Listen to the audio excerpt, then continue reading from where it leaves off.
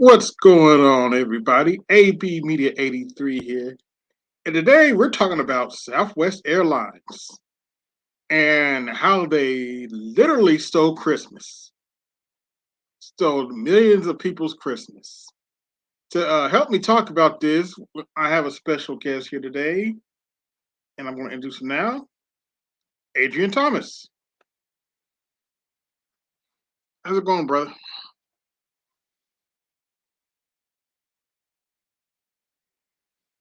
Adrian, can you hear me?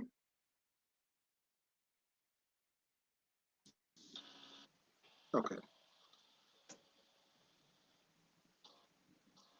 Adrian, you having problems? I hear you loud and Oh, clear. Can you hear me? yes.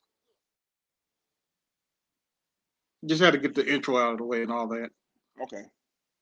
But yeah, I was reading about this story over the past few days, and you know, I don't knock airlines for delaying flights and stuff because I know it's not an easy job. But when I heard that they canceled like 85% of all their flights in the U.S., I was like, whoa, somebody need to get fired. So man, this is what happened. Because got a friend of mine that they work on the ramp in Denver. Okay. They don't work for Southwest Airlines, but they work for one of the other airlines out there.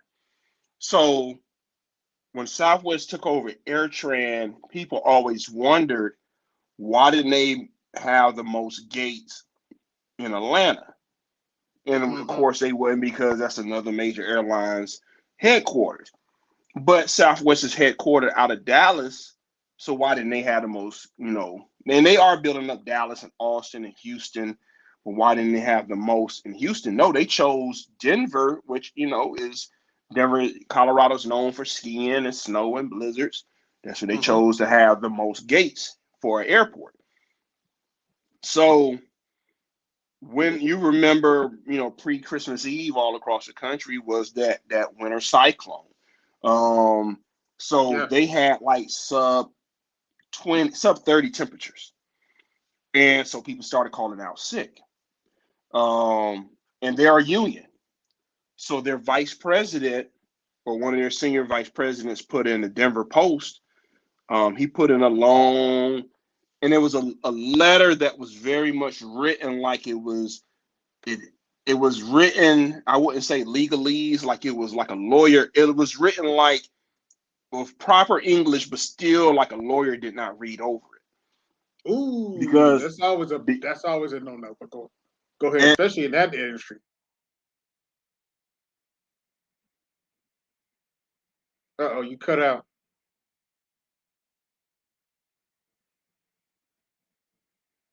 Have a little technical difficulty, folks. interrupt. Yeah, you're borging a little bit. Hold on. Okay, so I can't pull the letter up and read it at the same time. But Okay. the letter basically said was if you do not come to basically if you call out sick, you're terminated. Um, Wow. if your doctor's note is not is it like from somebody who does telemedicine or herbalist, if you got one of those doctor notes, you're gonna be fired. If your doctor note does not say you were in the ER, you're gonna be fired. Um, if That's you crazy. in the other part of the letter, and it said terminated. It said terminated. It's and then and the other part of the letter said if you, all hands on deck, if you don't work this mandatory overtime, you will be terminated. Now, the equipment out at Denver's airport, like I said, they have the most gates of all the airports that operate Southwest. Denver's airport, um, the jetways were frozen, all the equipment was frozen. Of course, they have to de-ice the aircrafts, but I want to say at sub 40 degrees temperatures, even the jet fuel is frozen. Yeah, it was like minus 99 degrees here. It was Yeah. real So, cold. so he put that letter out, and like I said, The employees were already talking strike, and they were disgruntled about the pay. It was over the Christmas holiday, so that was the plus two. Mm-hmm. Plus three, this executive pissed them off.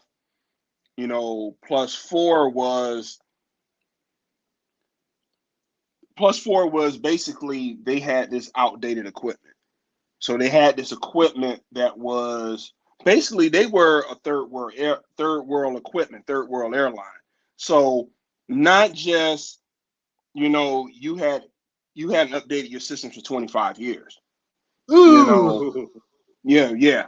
Um, Oh, and they I run on think Windows 98? it was more than just that. But we not just talking about Windows 98. You got to remember in 2019, all those airlines, not just Southwest, but American and I want to say United also, they had a whole bunch of 737-900 Maxes, which was causing problems. They came from Boeing. It was causing problems with landing, and the 737 Maxes were linked to that aircraft that linked the two different aircraft crashes internationally, and people were just like, "Yo, we got to get rid of those aircraft, so we got to update the systems." So now with Southwest, you got winter, the winter cyclone, Christmas holidays. Mm-hmm. You got disgruntled workers all calling out sick. And then you got this VP saying it's mandatory that you come to work, and of course they're not coming to work. And then all of that combined in one, and now you have a whole system meltdown. And with their system, they didn't know where the pilots were. They didn't know where the flight attendants were. They Really? didn't, yeah, they didn't know where anybody was. And there was a video, and I don't know which airport it was in. Um, when employees are threatened, they call law enforcement. If they think, and the police officer was telling some sisters, hey, if you don't leave or go to this ticket counter or whatever, if you stand in front of this gate, we're going to arrest you. That's They don't know crazy. a lot of. So now you're going to see those. Apple should get a raise in the stock because everybody's buying Apple AirTags because many people could not locate their bags. Um, Found out one guy missed his wedding. Another Mm. guy was supposed to have a Just heart for reference, what is the transplant. Apple AirTag? I never heard that. So the Apple AirTag is supposed to, you know how if you would lose your iPad or your iPhone, Yeah. and there would be a tracking device, and you know how people used to go to people's house and hey, they're saying my iPad or my iPhone is at your house that you stole. So Oh, the AirTag is like a tag you put on your bag, and if your luggage doesn't show up, the AirTag shows you exactly where the luggage is. mm. Okay, Yeah. that's nice. So Yeah, I bet they stocks did go up. Go ahead. but now this is the other thing. They're a budget airline. They may not be a budget airline on the level of a Spirit or Frontier where you could walk up and buy a $20 ticket, but it's still a budget airline. So Mm-hmm. these are people. So people fly Southwest generally more for leisure, and but these are not people who can just whip out a credit card at their convenience and buy a ticket on a major airline. Um, so they're kind of stuck. So people are generally going to whip out that credit card if they got to get back to work. That's generally the only time people whip out their credit card, Right. if they got to get back to work. So many people were stuck because they spent really generally their last, maybe not their last amount of money, but Mm-hmm. they didn't But have a enough of the whole lot of last money. amount of money. Yeah, yeah. So with and then you got Pete Buttigieg as your transportation secretary. Uh, Yeah. and you from Indiana, so Yep. And even prior to this situation, Yep. um, People in South Bend do not like him. nah, and For those you don't know, Pete Buttigieg used to be the mayor of South Bend, and if you got mm, all the people from South Bend, they did not like him. Did a lot of. So Go ahead. somebody has said something interesting. They said for the transportation secretary, you would have wanted somebody like a Keisha Lance Bottoms, who had the busiest airport in the world, or That's a somebody heck from of a like, last name, but go ahead. yeah, I know, or somebody from Chicago where they have the rail system, or maybe somebody from a New York or a Los Angeles. You want somebody from an extremely busy city that deals with gridlock and transportation and logistics. So Pete, even before the railroad situation, you got to remember when the railroad situation was going down, Mm-hmm. Pete was. There were two situations. You're in the log jam of the log jam of all the cargo coming into the country, and there was a whole logistics problem. And then you had the railroad strike. So between those two incidents, one of those incidents, Pete was on vacation with his husband. I'm not trying to be disrespectful, but he was on vacation with his husband. The Mm-hmm. other situation was he was on like a 6 or 8 week paternity leave because they had the twins. So they were like, so this time, okay, at least he was somewhat around, but they already said he's not going to really do nothing. He's not going to press Southwest execs, and most of them execs know he's not the guy that's going to press them Of course because not. and what they know is this is no, it's not a monopoly, but this is like an oligarchy. Mm-hmm. So there the government knows when it comes to the deregulation of the airlines, the government knows they're in a lose-lose situation. You could press Southwest and they could go bankrupt. Or you could press them and they could really have fines. And the only way they're going to really go bankrupt is passengers got to really say, just like how you always hear passengers say, and I don't care what nobody say, passengers say, "Oh, I'm flying Spirit." Yeah, you had like Spirit broke in your house and tied you up and logged in with your credit card and booked that ticket. Nah, you booked that ticket. Yeah, that's true. You know, you booked that ticket with Frontier. So people can say they'll never fly Southwest again, but they're gonna fly Southwest again. Because cheap is never going out of go out of style. The Right. way Southwest would really go under is people really would have to say, "Man, I'll never fly Southwest again." Um, so Pete could hit them with fines, but like, what fines can he really hit them with? If he hurts them, it only makes the other airlines stronger. And not only Yeah, it does it makes the make the big other, three strong. it makes them even more ruthless. It even makes them more just say, who else you gonna go to? What other choice you got? And what people don't understand about these big airlines is when you go to like a major airport, it's understood. It's not like, I don't want people to think it's like competition or enemy, because most of the time the competition in the big airlines is not the other airline, it's internal. It's by Mm. department, it's by hub, it's by So in other words, sometimes they compete with each other. nah. So say you work for United. So your beef is not going to be with another airline. Your beef is going to be with a different department, maybe a different race, might be a different gender. You know what I'm saying? Might be a Oh, person who operates out of a different airport. You know, so your beef is not with a rival airline. Your beef might be with somebody internally because you're so big, you don't have time to be worried about what the other person is doing. So with so in other if words, you it's kind of take like a Microsoft situation. yeah, it's like Microsoft, IBM, and Apple. It's like Mm-hmm. you're so Because big, you. quiet as kept, I've been to Microsoft conferences, Mm-hmm. and they're so big, so big. Don't get me wrong. There's some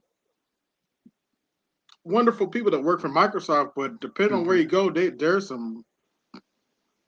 They can be as racist as I don't know what, especially in Indiana. Like, I know somebody who got laid off from IBM, and they were Okay. telling me, they matter of fact, let me rephrase it. They didn't get laid off. They took a package. Um, Okay. but they said when 2020 hit, IBM cut about 100,000 of them in different ways. Some took a package. They told some Layoffs, of all them, that. and they told other ones, you're gonna have to go out into the field and be going to sales. Mm-hmm. That kind of stuff. So was the airline. If you take like Southwest was actually, I don't want to say they were the rebel force, but what Southwest did was they kind of came in. They were really there for the passenger. They kind of came in because Mm-hmm. the big three was just ruthless, you know. So they kind I of can came imagine. Yeah. in. They kind of came in um, before Southwest came into your airport. If you were one of the big three, man, you couldn't just like passengers couldn't beat up on you and you couldn't beat up on them, but you were ruthless. You were like, look, this plane got to go whether you here or not. Um, Southwest at least came in and if they were in your airport, they made you have to have better customer service. Mm-hmm. Now it's back to now it's back to. I mean, you can go fly Southwest. That's that you could tell them that. Is you could talk to them directly. Like, look, I don't know. They told you. I don't know how many other choices you got. You know, you gonna board when we say you gonna board. You know, you gonna wait till this plane is finished having a security suite. So Mm. it's more of a Bureaucracy. yeah. It's not a straight authoritarian, totalitarian type of um relationship with the passenger, but it's more of a we know you're not gonna drive. We know this is a Mm-hmm. safer form of transportation than driving. And I was even reading, um, I think airfare compared to driving, I think airfare you get is basically like 14 cents to the dollar per mile. Wow. So it's still like, yeah, so it's still if you get the lowest ticket, it's still cheaper than driving, you know. Mm-hmm. So you're gonna and another thing is if you take Southwest out of the fold, if you think ticket prices have gone up 50% higher now, Oh dear. yeah, they'll go up another at least 20%. Because Southwest, if you go to a major airport, Southwest is always like the second airline there.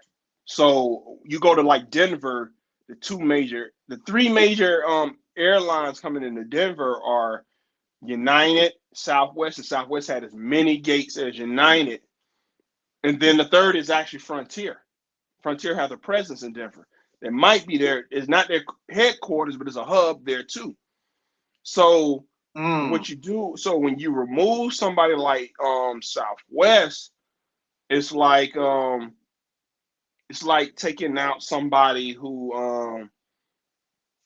really balanced those ticket prices out for people, you know, and because certain airlines are they're just gonna be like, yeah, we got that ticket for you 1,500. And I think what people have to remember is most of your flyers, their company is paying for the ticket, Mm-hmm. you know, Just a or second, Adrian. yeah. Just a second. Hit the cash app. Support the show. This man's giving you inside knowledge about how this stuff is operating. Go ahead. So now this is another thing about Southwest what people don't know. Because you may know because you're in Indy. Southwest doesn't they leave the Midwest kind of alone. When I say the Midwest, Chicago, Minneapolis, Detroit, because Mm-hmm. the big three dominate those cities. They Right. leave the East Coast alone because the big three have got the East Coast sewn up. Um, so Southwest, when they came in, when they really wanted to grow, their focus was growing Denver, Phoenix, of course, Texas and Mm-hmm. Las Vegas. And yeah, no pun intended, but Southwest. It's not Southeast Airlines, it's Southwest Airlines. Right. So, Desert so they, Airlines. From what you said. Go so ahead. so so so they really the the Southern West, the Mountain West, um, the West Coast. That's their presence. Mm-hmm. So that's who they were concentrated on. That's what they were focused on building. They were not focused on trying to build up the East Coast. The exec who is there now, the previous CEO knew about all these problems. The pilots have been telling them for 15, 20 years, you need to update these systems. They said it's going to hit. Oh boy. And yeah. They've been telling them, yeah, this is going to hit. And they even wrote something in the New York Times like, we've been telling them 15, 20 years, this is going to come. It's going, yes, they got the money to recover. Mm-hmm. And I even want to say, now the board of directors knew too, but that money some of it was buying shares back. They didn't, there was some regulation where they didn't just fully go in there and just buy stocks and buy shares back, and but they really did take care of the shareholders. Mm-hmm. They did not take care of the employees. They did not take care of the workers. Um, Of course. and and so now other airlines have said, "Oh, we've been cleaning up on Southwest passengers. We've been cleaning up." And even when they were saying things were back to order, if you go to where their concourse was or where they had 20 or 30 gates, man, it was sad walking through there because you'll walk through there, weren't no planes getting boarded, there weren't no planes out there. Mm. And then passengers just keep telling you how the flight keeps getting delayed by an hour. Um, Passengers weren't really mad at the crew members or the employees. They knew it wasn't their fault, but they knew it was the exec. Um, but nobody will ever forget this. I don't know. It's not Bet now, not. How, right? how do you? I'm still trying to figure out how you cancel. And I hear what you said. Said that they're not going to go out of business overnight. But how do you cancel 85% of your flights and somebody not get fired, or somebody's head up top and the executive board doesn't roll? When Congress gets back, because all the attorney, like they said, like 38 attorney generals had Mm-hmm. had wrote about how ruthless the airlines had become, and how they and how Pete Buttigieg needed to get a grip on the airlines. Um, and the airlines, and people who think like the airlines just got like this. Now the airlines got like this really after 9/11, because after nine Mm-hmm. eleven they needed to get a dollar from whoever. I'm glad you They had to said keep that. flying. I'm actually glad you said that because I still want to punch the shoe bomber in his face. Yeah, Because so they last time I went through the airport, they made me take my shoes off. I was like, really? And they hmm said it's because the shoe bomber, like he better, they better never let him out because I'm gonna punch him in his face. All that so mess. So go ahead. yeah, now I don't blame you, because really what they do now is global entry and TSA pre-check. They're basically charging you somewhat to skip the line. They're charging you so you don't have to take your belt off and take your shoes off, Oh, and really? that's what they're basically, they're paying. It's basically like you're paying that Playing the premium bribe, huh? fee. Yeah, like like you're paying like a VIP fee to say I don't feel like going through a cavity search. Right. So I think what's going to really happen now is when Congress is back in session, but they having their problems with now trying to decide if McCarthy's going to be Speaker of the House, and there's a lot of people blocking Yeah, him that's from that's that. actually very interesting. But I think once they get everything rolling, they will call Southwestern CEOs and executives up, um, Wow, and you ask think it. even the Republicans will do it? Yeah, they will. Yeah, they will, because this is a thing where it was not just um, Democrats who were affected. It was, all people were affected. Okay. So, but so I'm glad that we can talk about this. We're gonna talk about this. Um, the airlines were the ones who lobbied during COVID to get we're still in it, but they lobbied to get rid of the 10-day quarantine. Oh, wow. Yeah. So they lobbied to That get makes rid of it sense. and drop it down to 5 days, and that went across Hmm. across the country. So they stepped up and said, and that was corporate greed. Let's Of get rid of course. 10-day quarantine, drop it down to the 5-day quarantine. They also lobbied to get rid of, eventually, they wanted to get rid of the mask off the airplanes too. They pressed the CDC, but it wasn't just the execs. They had lobbyists. So if you got Hmm. lobbyists paying these congressmen and senators, they're gonna pass the laws to get rid of all that stuff. Yeah, let's talk Um, about this for a minute. A lot of Go people ahead. don't know. As a Congress and senator, a lot of your time is not spent passing law. A lot of your time is spent on the phone, begging lobbyists for money for your next Mm-hmm. election. Mm-hmm. So yeah, And they yeah, yeah, they're and then they get so many laws just passed, and so many laws on top of laws on top of laws get handed to these pages.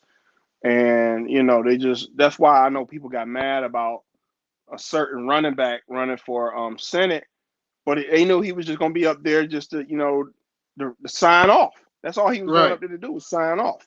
He wasn't going up there to debate. He was going up to sign off. But talking about Herschel Walker. yeah, so yeah, with they lobbied to get rid of the 10-day quarantine. So now you got people coming to work with COVID, Ooh, and yeah. yeah, you got people coming to work with COVID, and they're not getting tested, and they're sick, and they're spreading to other people. So I don't know if you saw, part but of there's a report that America has about 100 million cases now of COVID. I saw a report that 40% of China has COVID now since they got rid of Yeah, I zero saw that COVID, too. Yeah, I saw. I have and that link. Go ahead. so yeah, now that we don't know if it's COVID, you don't know if it's the flu. Um, you'll walk by somebody and they'll just throw up, right? Yeah, it's like that in airports. You walk by somebody just throw up, and you're like, oh my god, you know what I'm saying? Um, Yeah. so the staffing has never returned. Because I know with many airlines, at least 10,000 people walked out on every airline. When I say walked out, they took a retirement package or they got bought out. So now this is what Southwest did. Southwest said, if you don't take the shot, you fired. Mm. Yeah, they did that. If you don't take the shot, you fired. Other airlines would say, if you don't take the shot, Yeah, that's kind of a uh, catch-22 right there. It's a the other lose-lose airlines were like, situation. Go ahead. the other airline said, you don't have to take the shot, but we're gonna charge your insurance like an extra. Your insurance is gonna be charged like you a smoker. You know what I'm Ooh, saying? Like, dang. yeah, so they would take, it was like an extra like 200 coming out they check a month from their insurance, because it was like, we're gonna treat this like you a smoker, and you gotta get tested every week. So, but we're not gonna fire you. That's crazy. So yeah, but Southwest, they terminated these people, including pilots. That's another reason they got a shortage. Um, and the airlines have never caught back up the staffing, because now Gen Z has kind of really flipped the table. Gen Z will tell you, like, I'm not here to work your 60 hours a week, go to work and go home Mm. for 15 or 16 or whatever hour you want to start me off. Now, Gen Z don't play that. So now they're in a position where So the now they have Gen a real X's, shortage. man, because you got to remember, all the boomers retired. So Yep. now they got the Gen X's and the millennials, they got to give them almost unlimited overtime. And then and they're calling certain people like, hey, can you come into work? And these people like, I don't got nobody to watch my kids. I can't come into this time. Yeah, that's a So legit so thing. so the staffing is like, it's constant, because the airlines have to also hire a major amount of flight attendants now, because legally they have to have a certain amount of rest. Um, so a Oh, okay. flight Really? so a pilot and a flight attendant, this is, man, let me break down the numbers. A pilot and a flight attendant's their pay does not start until the aircraft door closes. But Mm. their work hours, you got to think of it like an 18-wheeler driver, a trucker. Okay. Uh, um, with a flight attendant and a pilot, their day starts when they get into the van at the hotel that they get picked up at. So if the flight doesn't go out to 8 a.m., but they get in the van at 6 a.m., then that pilot can work all the way up to maybe, I want to say, he's got to have at least 10 hours of rest. So the pilot, if he starts at 6 Mm-hmm. a.m., the max he might can go is to 8 p.m. And I think now they've even made those rules. So the flight attendants, so it's a lot of airlines, they got to hire like six I to can eight see that, thousand flight attendants. especially being up in that high altitude like that. You need your wet rest. Man, people, yo, I don't know if you've ever had a drink on the plane or if you've ever had a Red Bull. So being 30,000 feet in the air, everything is twice as strong. So Really? two beer, yeah. So 4 beers on the ground is equivalent to 2 beers 30,000 feet in the air. Mm. Yeah, so everything is twice as strong. So if you're getting drinks on a plane, you may not know you feeling it. So you might think like if you taking 4 shots that you would have took at the bar, those same 4 shots that you took on the plane, when you get off that plane, you might not be able to stand up. So that's Cause why you, cause wrestlers it, go crazy on the plane. Go ahead. yeah, yeah. That's why when you hear about people, they mix like you hear a lot about a And I'm lot of not picking on incidents. them. I know they got a tough job, but Yeah, that yeah, explains a lot. yeah. Because the drugs and the alcohol, like especially if they own some form of anxiety meds, Yeah. and and the airport is a very like it's just a very chaotic environment. It's Mm-hmm. you got because you got a People lot of going in and people who out. Thousands of well, people going in and out a day. Go ahead. I'll say this: the Karens of the world Oh dear. they don't get subjected to cavity searches and going through security. The airport is the only place where everybody is treated like they could be a criminal or a terrorist. Mm. So the profiling that the average black man goes through, I'm not saying they don't go through it when they go to the airport, but when they go to the airport, Everybody they gets it get a now. everybody got to take their shoes off. And then the other thing is the airport is the only place where somebody in the Nation of Islam gonna sit next to somebody in the KKK. Oh, so the airport don't care, huh? Okay. Yeah. Well, because when you get on a plane, you don't Interesting. know who you sit unless you're traveling with your family. You don't know who you're sitting next to. Right. That's true. So you don't know. Okay, I'm sitting next to this. What kind of person this person is. You know what I'm saying? This person may hate. That's part of why sometimes a lot of stuff breaks out on airplanes. You see all these crazy airplane fights because um this is a person who might be deeply racist, and now they you know what I'm saying. Now they sitting next to somebody who any other time in a place like Kokomo, Indiana, they would have burnt the cross on their lawn. Mm. But I gotta sit next to this person on an airplane. Yeah, So Coco. Uh, I- yeah, I know about Kokomo. yeah, yeah. It depends on where you go in Kokomo. There's some good. I know some good people in Kokomo. That's the Oh, only reason. my cousin from Kokomo. Yeah, yeah, but definitely anything out of Indianapolis is probably a sundown town. I can say that. Yeah. I know about y'all sundown towns. I done came up there plenty of times, but Oh, I've had just a little side note. I've had brothers who lived in the South flat out tell me I would rather live in Mississippi during the '60s than live in Indiana during the '60s. And yeah, and I asked them, wait, why? Why? Because Mississippi's deep in the South, and everybody knows Mississippi history. He said, look, in Mississippi, they were at least up front where you knew where not to go. mm-hmm. And for those of you who don't know, Indiana is the capital of the Ku Klux Klan. In fact, I think it was somewhere around the 20s or 30s. The entire legislature was full of Klan members. Yeah, we know about y'all. Yeah, We know about y'all. And, yeah, and pretty much. But I don't deny it. I was like, yeah, it's true. What are you yeah, gonna do we and about it? I mean, but yeah, with and I'm actually I've been to Indiana like 30 times. I've been to I'm I've not sure. been to yeah, I've not been to like South Bend or Fort Wayne, Okay. but I've been like to Indianapolis and Kokomo because a lot of we had like 3 or 4 family reunions in Kokomo because my aunt lived there. Okay. So yeah, I know that. I know. I don't know Indiana, but matter of fact, in 2020, my cousin she was the police officer that got killed in East Indianapolis on a no knock. Um, Oh, I think I remember that the young because lady, her, yeah, because her funeral was a really big deal. yeah, the young pretty Yeah, police she was officer pretty. from That's for sure. Yeah. yeah. So that's my cousin. Well, she had a baby by my cousin. You know what I'm saying? So Oh, I'm sorry for your loss, but I go ahead. appreciate that, man. Yeah, but so yeah, we know about East Indianapolis too.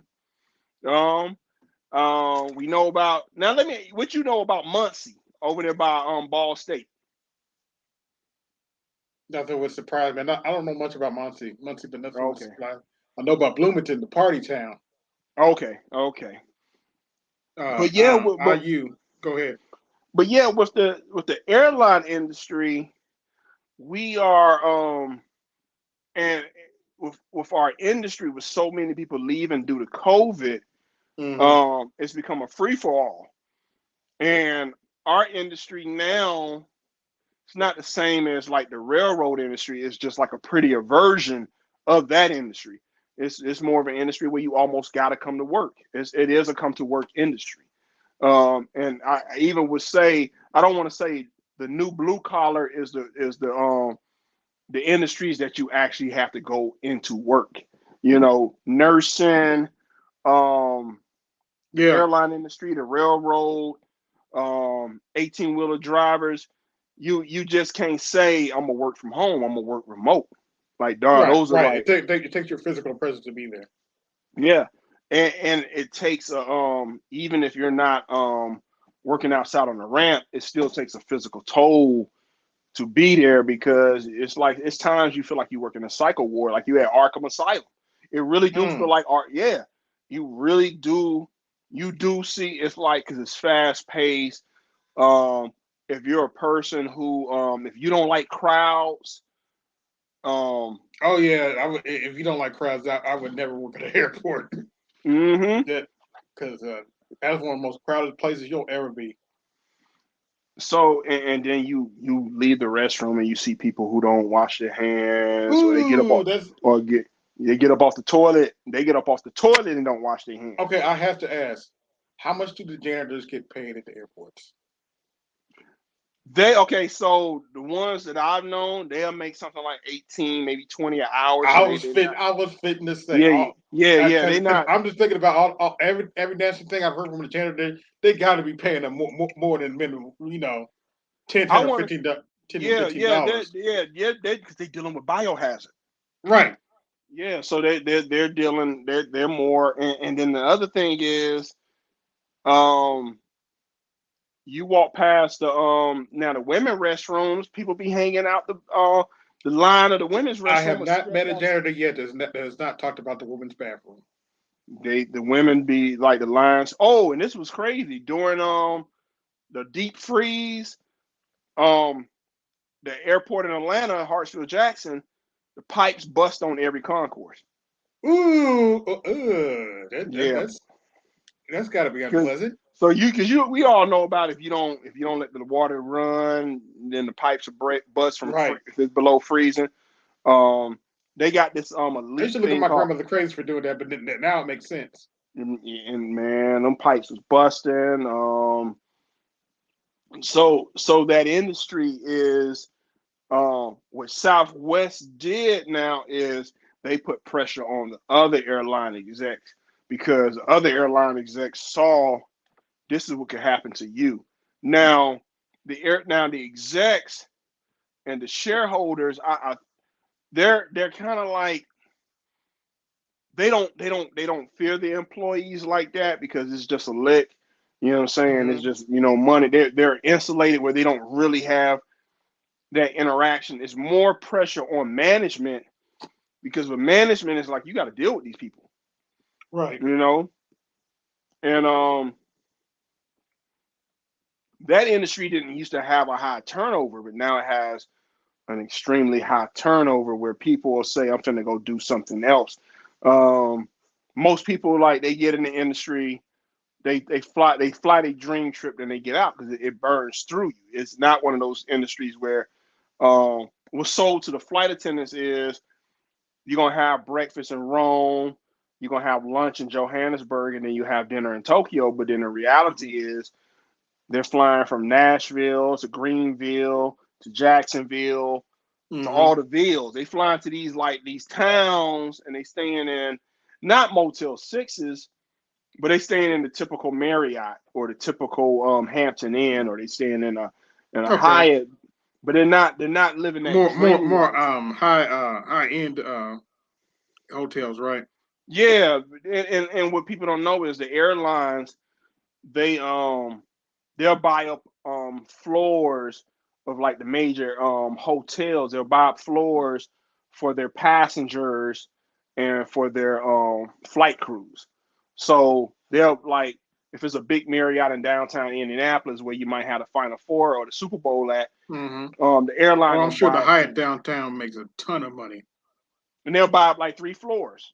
And those Yeah. floors are not, and they're not just because Indianapolis has one of the prettiest airports. Indianapolis and Austin. Mm-hmm. They have very It's a very nice Indianapolis, airport. very nice airport. Now, um, I've heard some stories about the people who work there, but Probably true. but um You got to but that remember, we got our strikes too. Vivica Fox is from my state, unfortunately. I didn't know she was from Indiana. I knew Yeah, I think she's from up from South Bend, but I knew Mike Epps was from Gary. That's what I knew. hmm Yeah, I knew Mike Epps. Everybody know the Jacksons from there, but I knew Mike Epps was from yeah. there. But just with that industry, man, is just the consumer the consumer is really now at the mercy of the airline. Is really, really, they're really at that mercy. I think that even the ones who got a lot of status are starting to realize you're not gonna get these people fired. Mm. You're not gonna get them fired. They might quit, but you're not gonna get them fired, because if you fire this person, man, let me break it down to you. If you fire Joe Blow, it's hard to go find somebody else to replace them with, because the job is not an easy job, and they want somebody with. They want to. It's basically like we want somebody with the mind of like a computer programmer. That's who they Mm. want. They want somebody who is good with memorizing codes, but at the same time, they don't want to pay them like a computer programmer. They want to Right. pay them. They want to pay them maybe like a construction worker. They don't, you know what I'm saying? They don't want to pay them, and so they try to get people when they're young. But then they Speaking want of you which, doing, this is my expertise.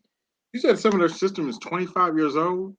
yeah. So Southwest, their system. So you ever wondered why Southwest, when you just get on, it's basically you just get on the plane and sit where you want, Hmm like a Greyhound. So with Yeah, South, I did. I have noticed that. Yeah. that's why they always said Greyhound was the cheapest you could go mileage wise for your ticket, and Southwest was basically right behind them. So hmm Greyhound, it'd be like 12 cents to the dollar per. It might be 12 cents a gallon basically if you're riding a Greyhound, but hmm on a plane ticket it might be like 14 cents per gallon or per mile. It was 14 cents per mile. So with Southwest, a lot of their equipment and their not just their people think it's just the airplanes. I'm talking about like the software they use on the computers, the Yeah, that's what I'm software, thinking about. this the software they use to track flight attendants and pilots.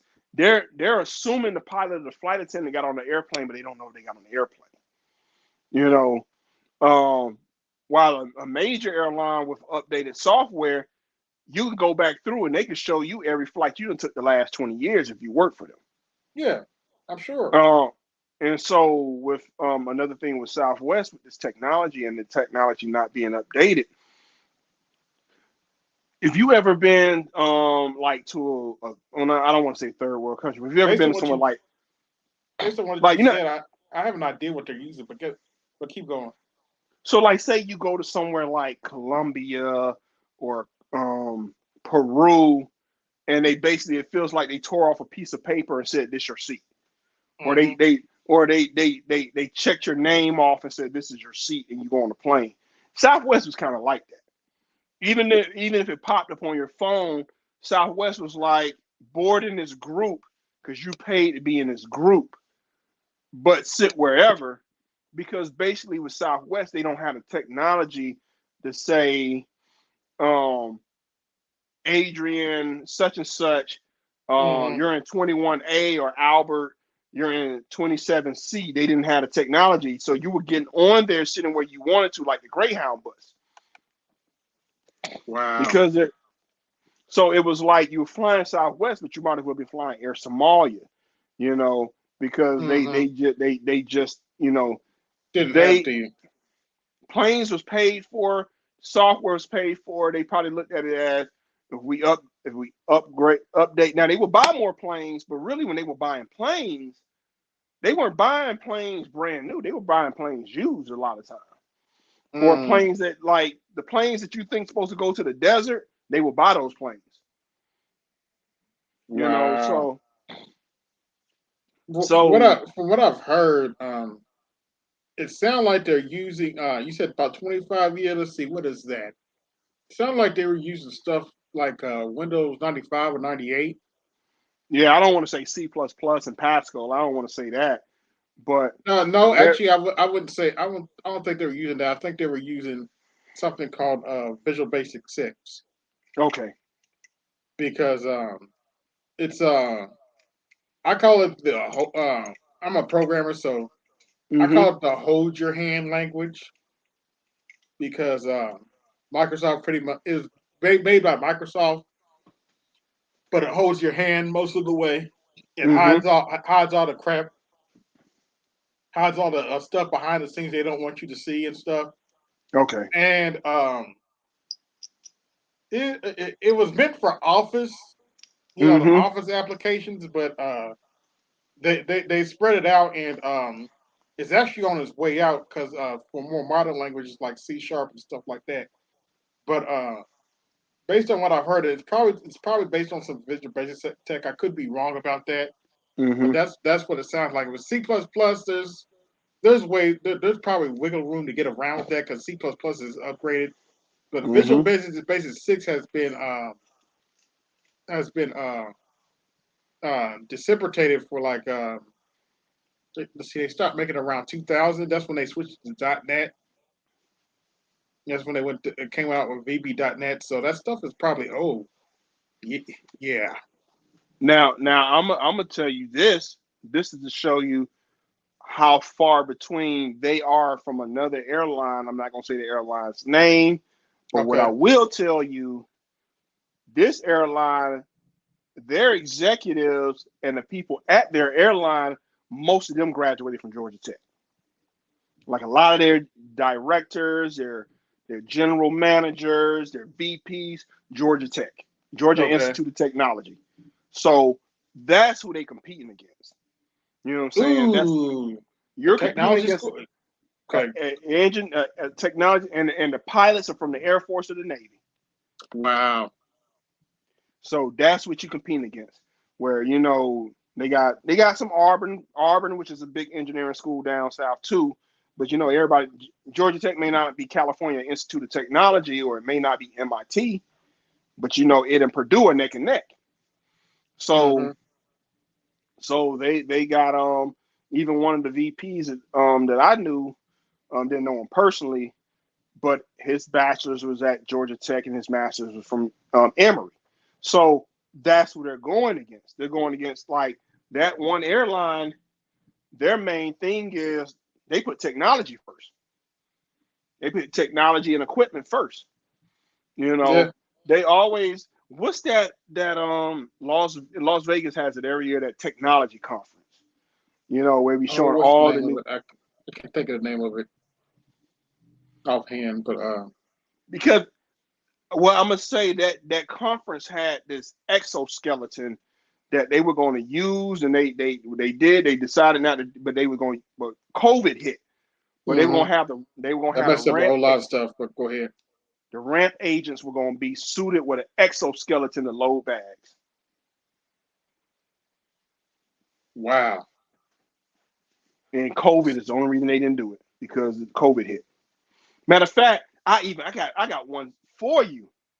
That same airline, when you board international flights, you do not scan a boarding pass. You look into the facial recognition to board to see if your face matches the passport. Your face is the boarding pass. Hmm.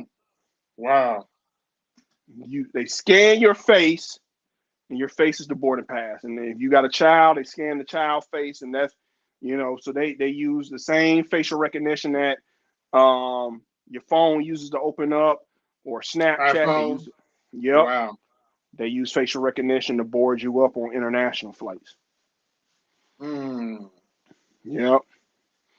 And another thing to break down about the airlines is what makes the airlines different than, say, other forms of public transportation, like catching the transit system in New York. Basically, the gate agents, in a way, are there like security. They're not really there for customer service. They are transportation, but they're there more to just make sure the Nothing goes off. the wrong person is not on the aircraft.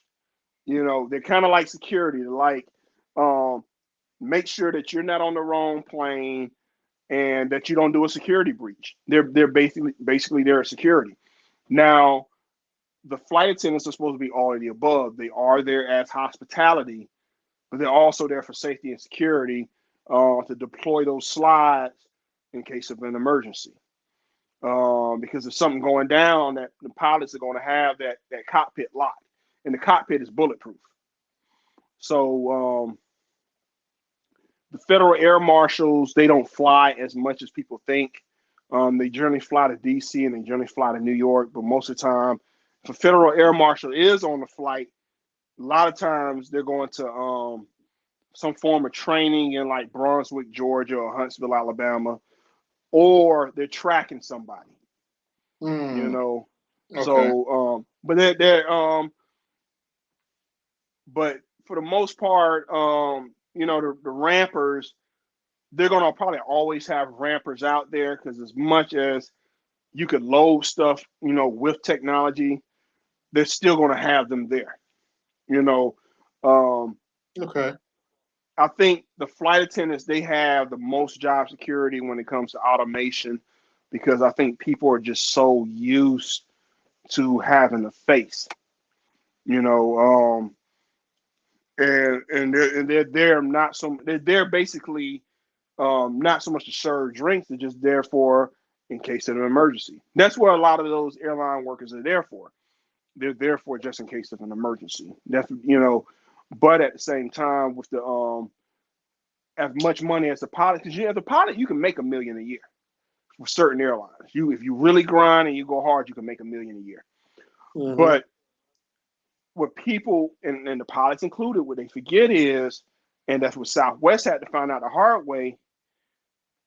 You might can take off and land, but the pilots at the end of the day, they can't load those bags, go scan the boarding passes, and serve the drinks without the other people. You know what I'm Hmm. saying? They not going to do all that. You already want them to fly from point A to point B, but if those ramp agents say we not coming to work, it's one thing for people more on the ticketing side to say they not coming to work. They're gonna get somebody from management out there and they're gonna try to make it work. But if them ramp agents say they ain't coming to work, man, them planes ain't flying.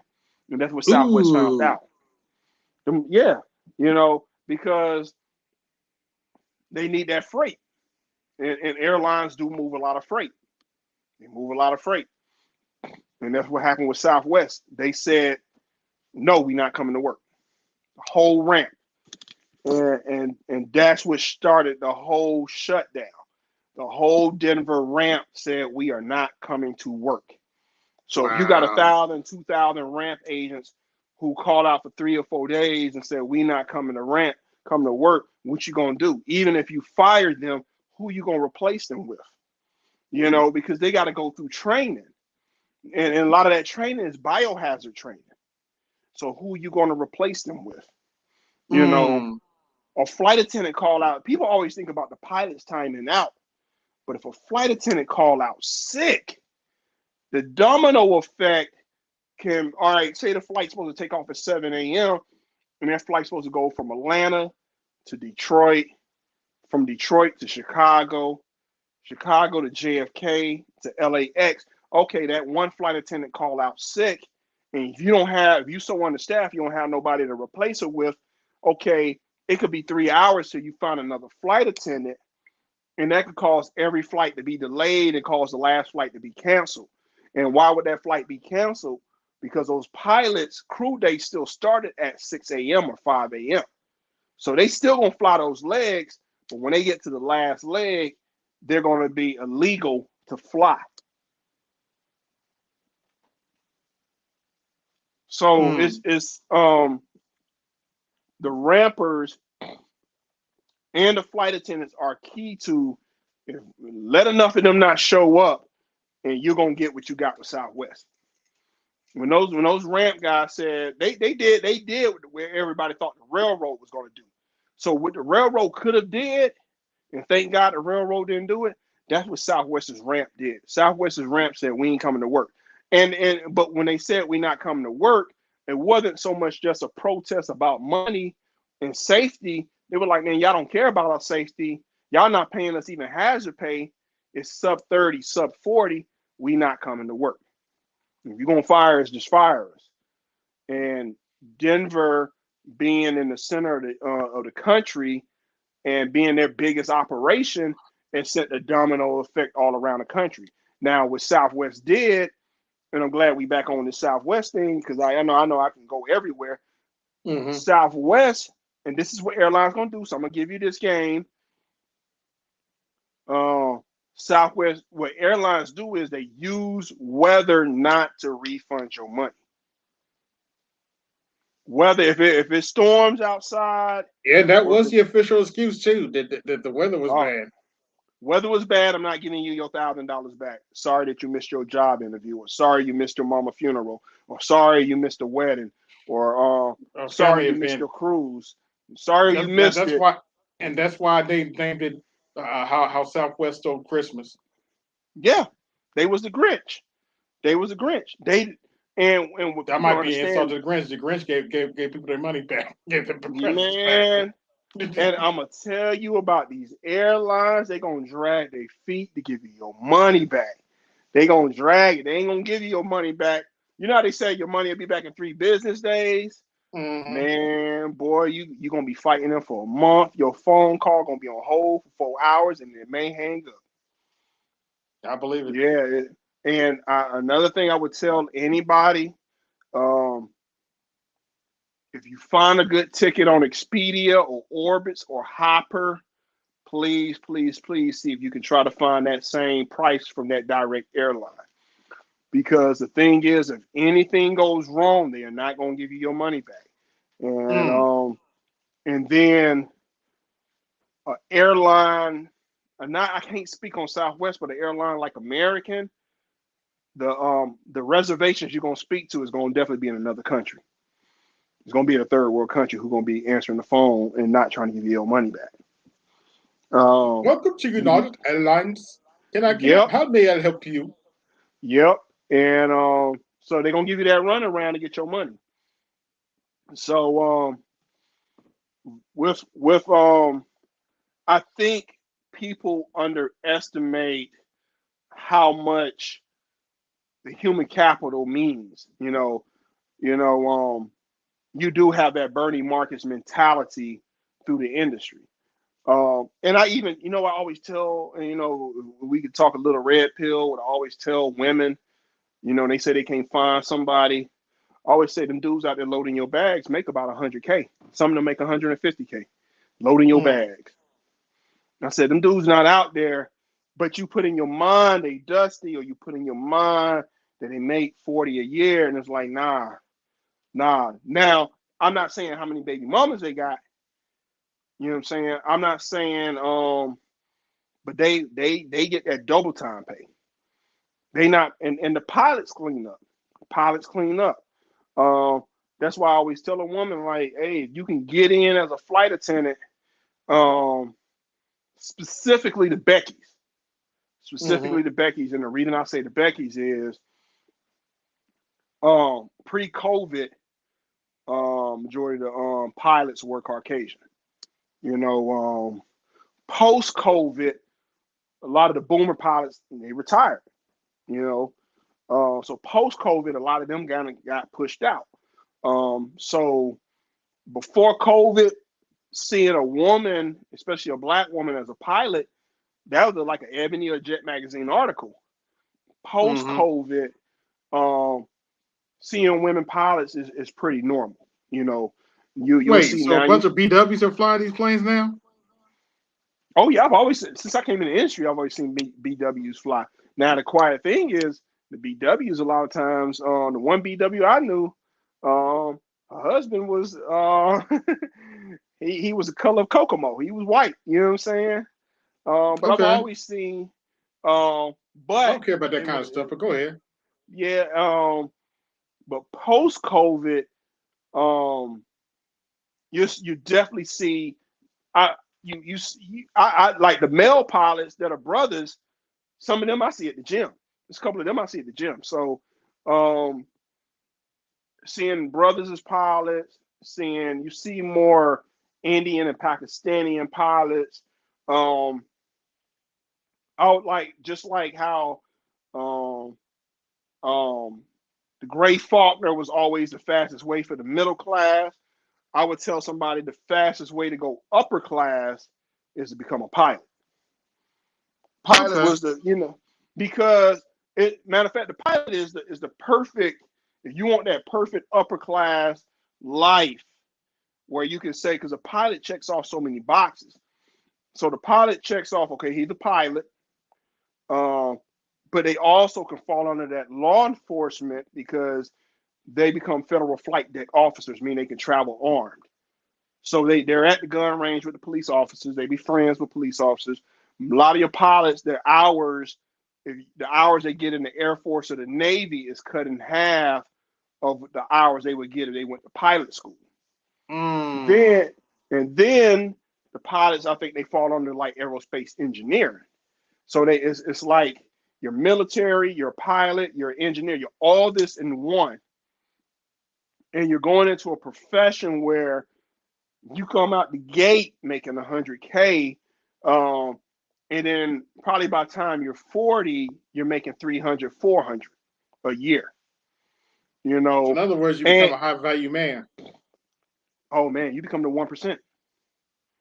You become the 1%, and even I'll even go a step further. The comparison of the pilot to the surgeon, you pay the surgeon to save your life.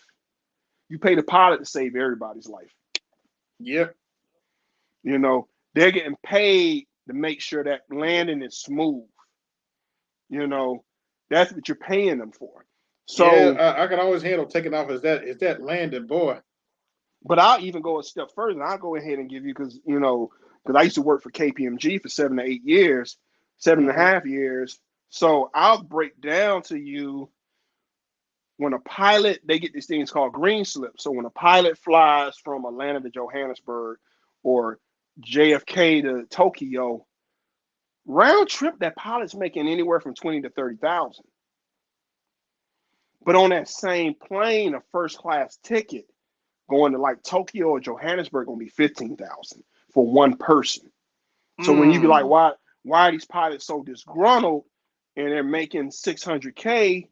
It's because they just flew a flight where that flight grossed maybe 4 or 5 million, including the cargo, the bags, the plane tickets. First class might have made 500,000 alone. So that's why they disgruntled because the amount of money that got made off that one flight. Okay. So and now and I'll even say this about a pilot. You could be the most awkward. they say, like they say, the super educated lane, you could be good, all that. But you become Mm-hmm. a pilot, um, you a pilot now. You a husband now. Now the one Mm-hmm. thing I've seen is a pilot could walk past 1,000 supermodels and he gonna go directly to the flight attendant because the reason he going to that flight attendant, she's the only one that understands his language. Mm. You know what I'm saying? That makes So sense. it's like if they're already awkward people, but they go to this flight attendant, she understands. You know, for a while pre-COVID, they used to have it was so many issues. The pilots and the flight attendants wouldn't even stay at the same hotels, but it became cost efficient That much to screwing, huh? where, yeah. And I've heard stories. I've heard stories where a flight attendant, a pilot will be flying a flight, and a flight attendant that he's had more than just intimacy, I mean, he had been a full relationship with, his wife flying first class, and that flight attendant serving her. I've heard stories where because the pilot union is strong, that's a strong union. So I bet. I've heard stories where a pilot might have got a flight attendant pregnant, so the union had to go to the flight attendant, and the flight attendant got a lawyer, and the union, they got to negotiate. Flight attendant might have got a 400K buyout where she lead a company, whether she get an abortion or she had a baby, they give her 400K, she get out of there because the union got money like that. Mm. Yeah, um, Under the because table stuff, huh? Okay. they do it. Yes, a lot of under this table stuff. That's why certain women they become more frustrated in that industry. Sisters become frustrated because there's not a lot of brothers who are pilots. You know what I'm saying? Um, Yeah, I they're knew a brother there. who dated a flight attendant, and apparently didn't work out because she disappeared. Oh yeah, that's normal. Yeah, that's normal. Um, you gotta it is a very diesel mentality. It is very much Oh, I've so in heard other stories words, of, there are more black pilled, huh?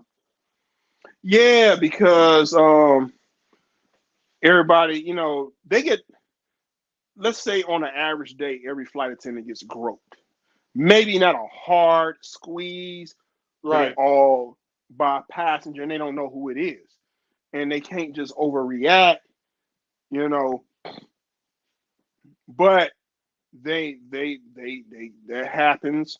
Um, they may see a dude they like, but it ain't like they can break out a character and give him their number. And on the Mm-hmm. flip side,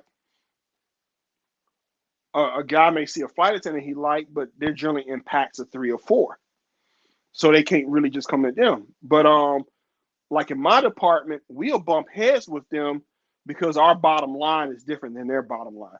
Their bottom line is customer service. So Mm-hmm. how they get rated on their customer service is their bottom line. Our bottom line is the time metrics. What time you open the flight, what time you close the door, what you count right.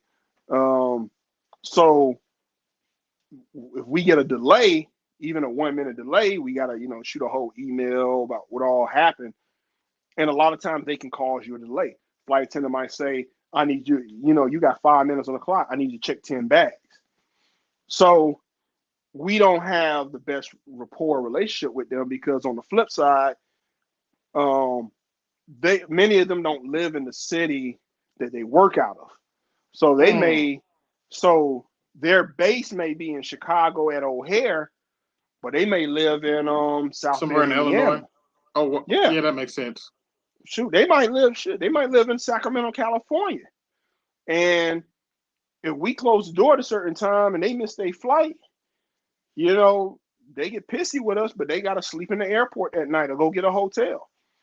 So the relationship is not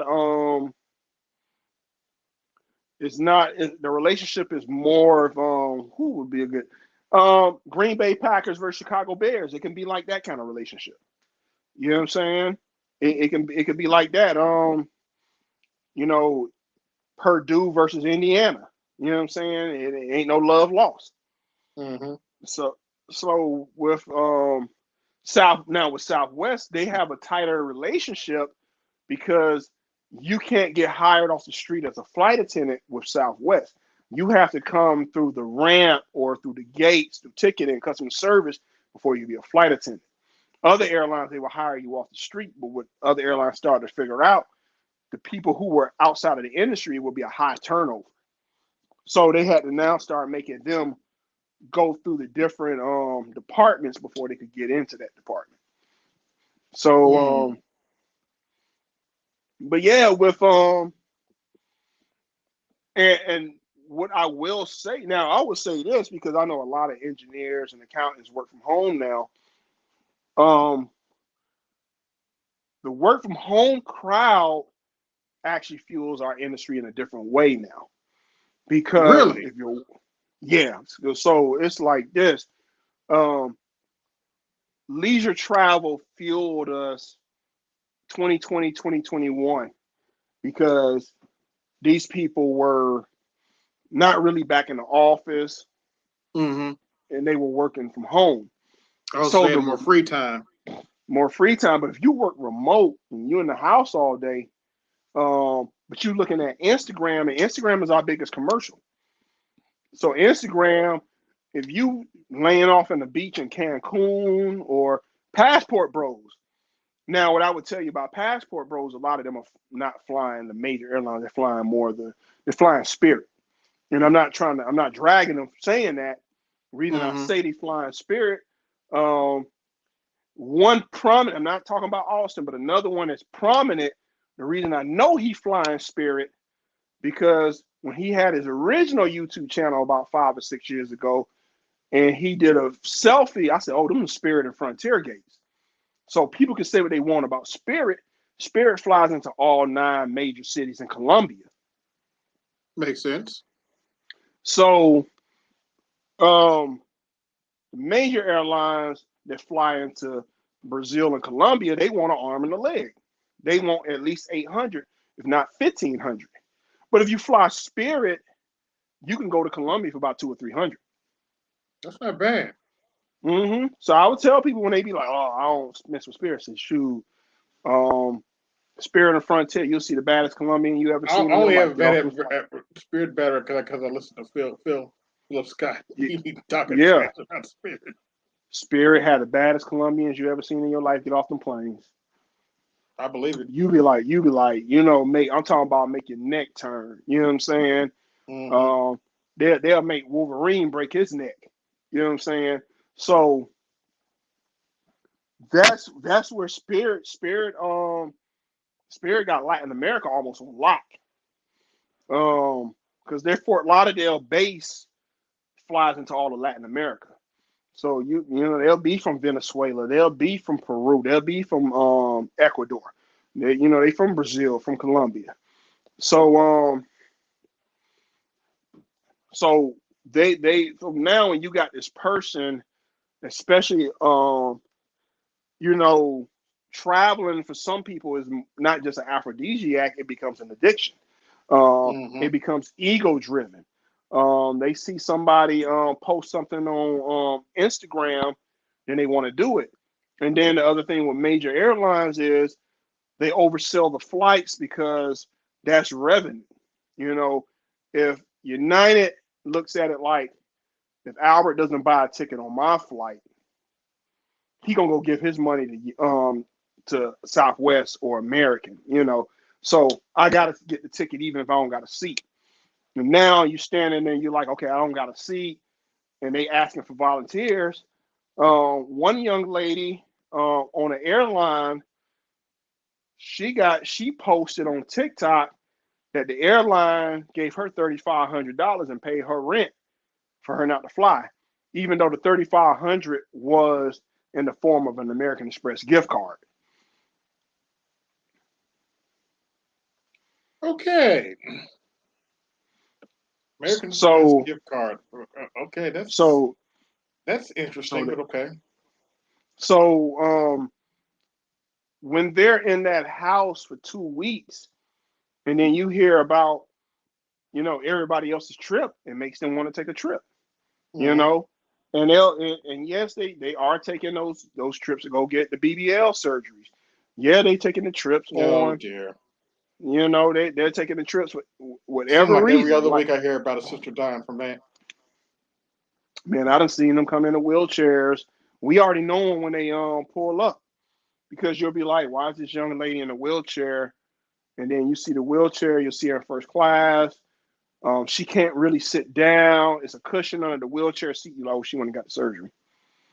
Um, and then a lot of times, um, even when they're flying back, they're flying not really to here in Atlanta. They're coming back from Fort Lauderdale, or they're coming back from Miami, but the final destination is like Green Bay.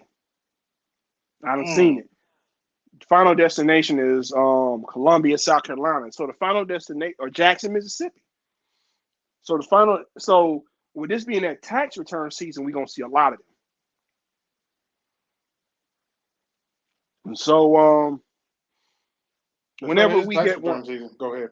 yeah, and the beauty of the winter, when that winter pounds like the Buffalo, New Yorks, and all those, shoot, the Indianas, all those Great Lake places where the Great Lakes is.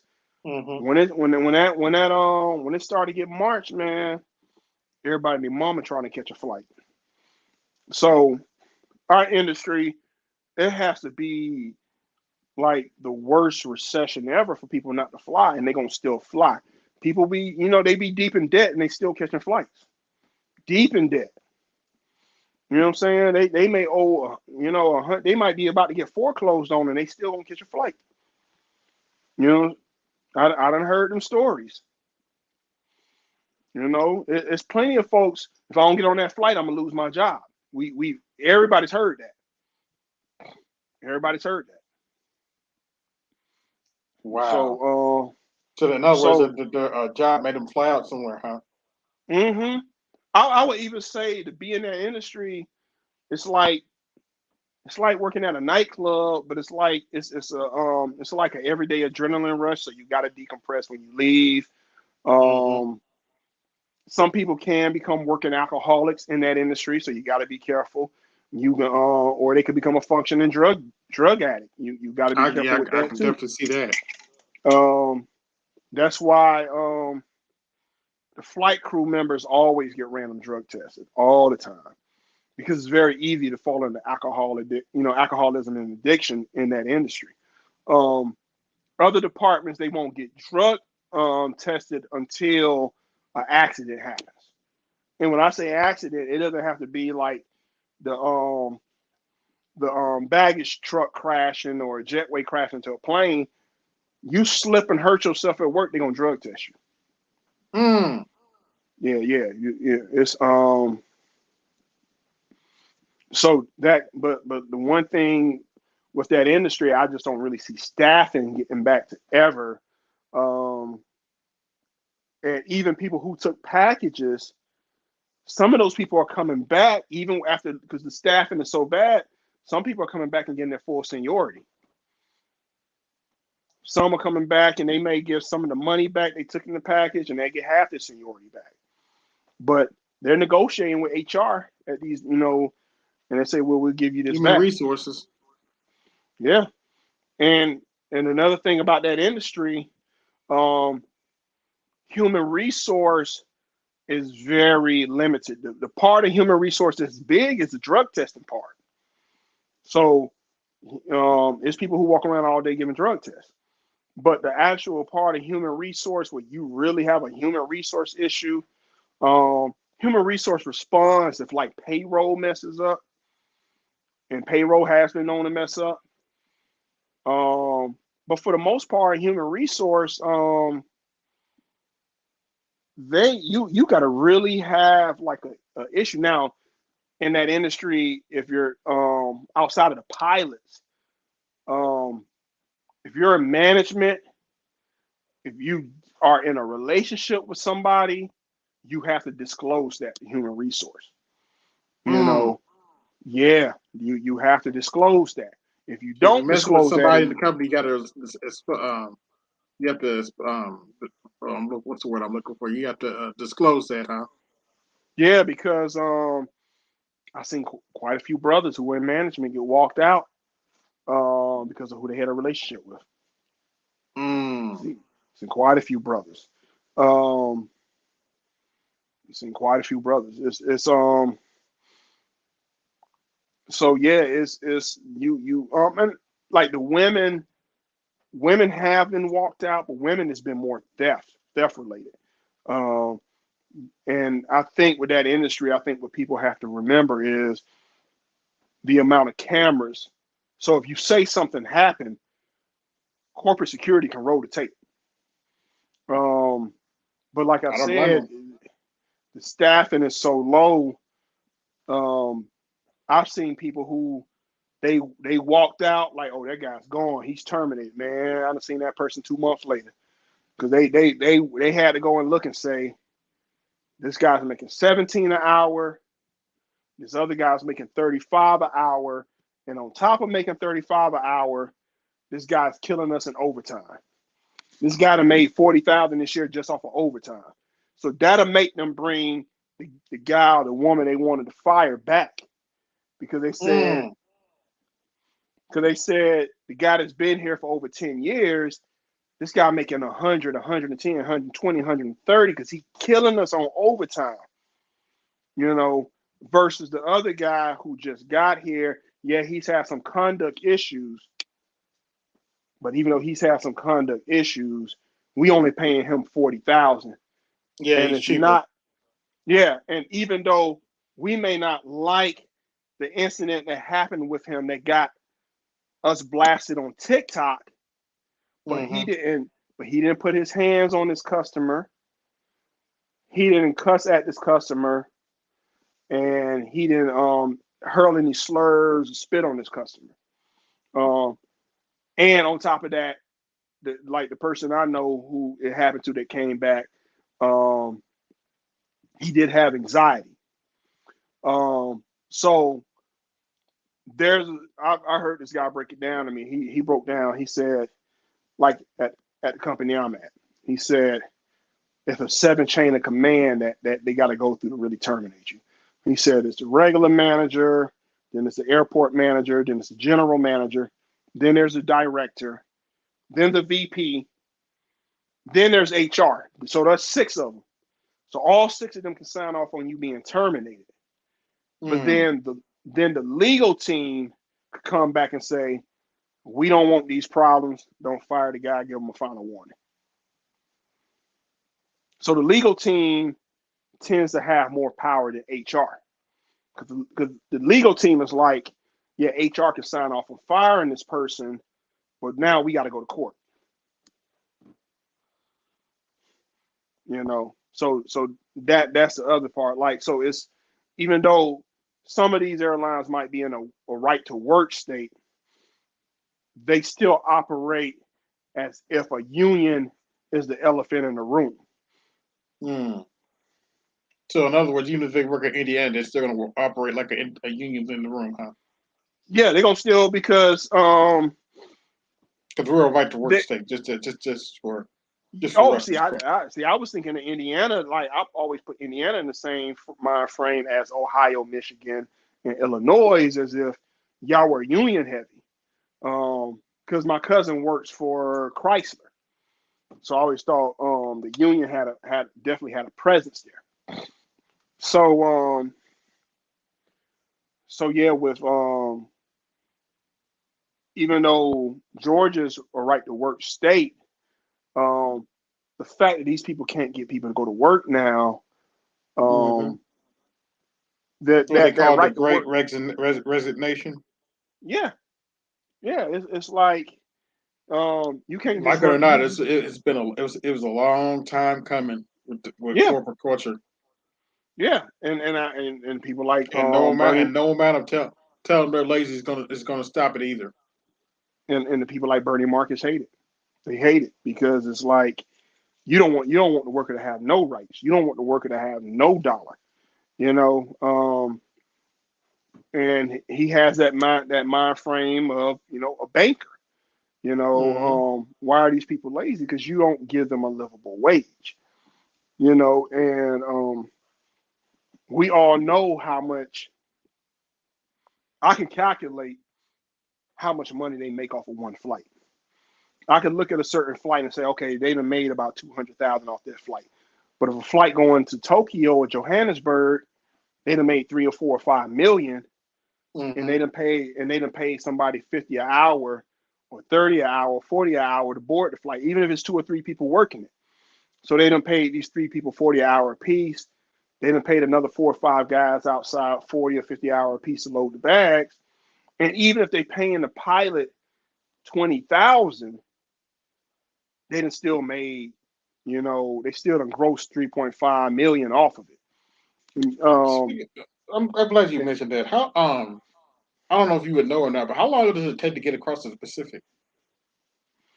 um, so I want to say if you fly from ATL to Johannesburg, South Africa, that's 16 hours. If you fly from Los Angeles to Sydney, Australia, that's 14 hours. Mm. If you fly from Atlanta to Tokyo, that's 12 hours.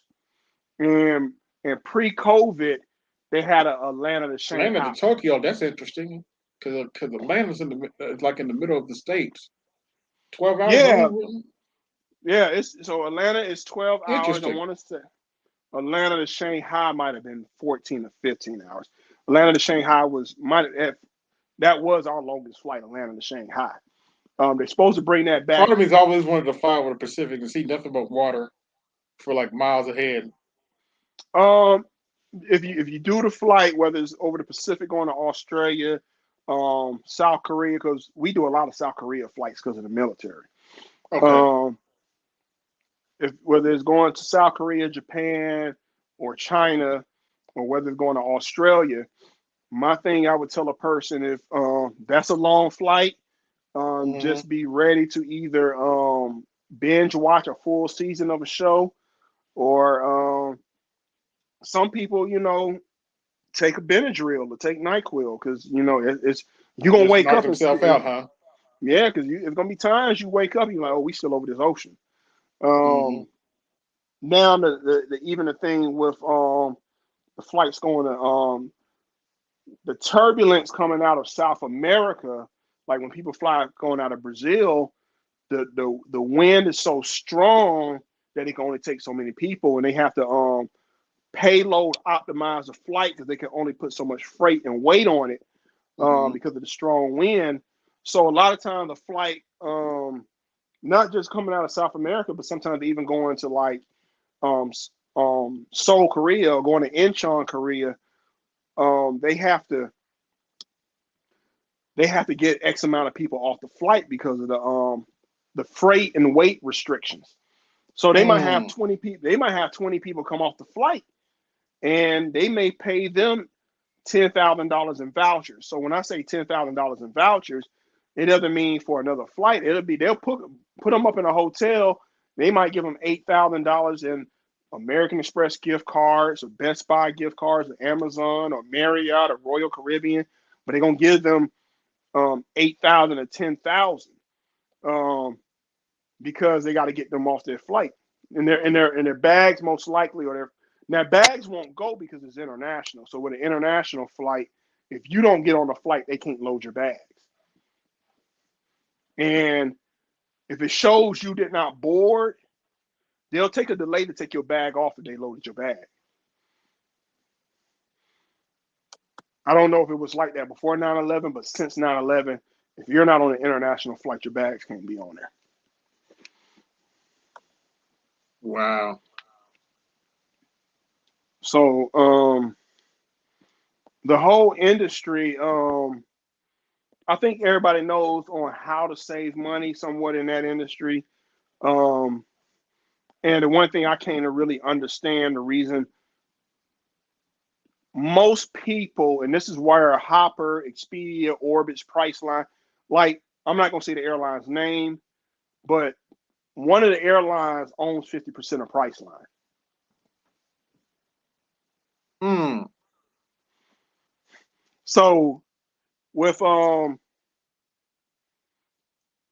understand from the consumer standpoint, when you take the price of say a plane ticket. So say you might spend $400 on the plane ticket. You still got to spend money on the hotel you're gonna stay at. You Right. still got to spend money on whether it's a car rental or Uber, Mm-hmm. you know.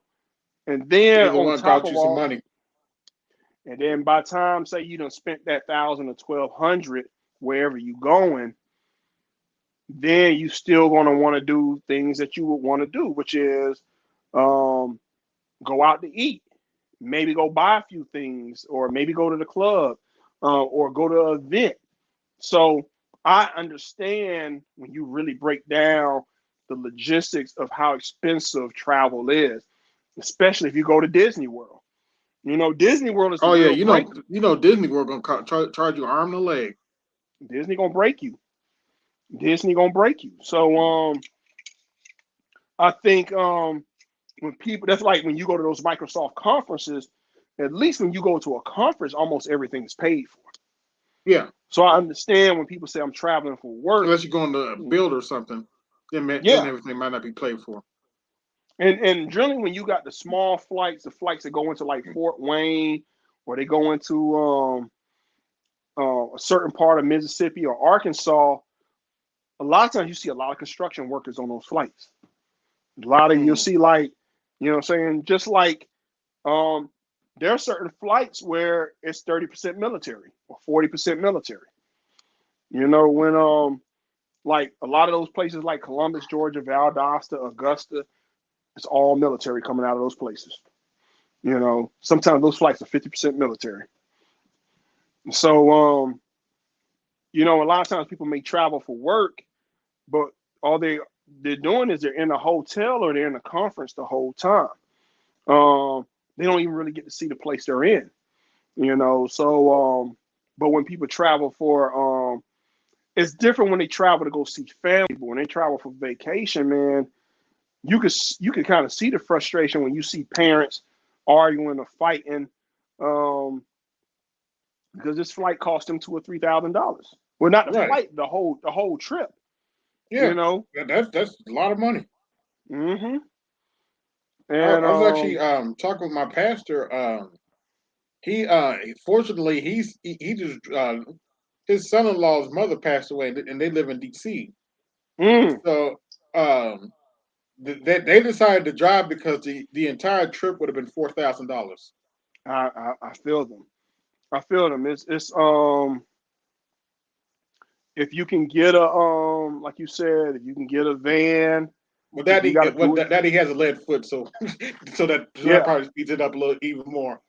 So it's funny you brought that up, and somebody may ask why would I fly versus drive? I gotta, if you got a lead foot, Hmm.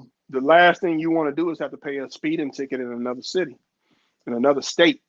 And they say, Yeah. well, it's a court date, and okay, this place 4 hours from where I live.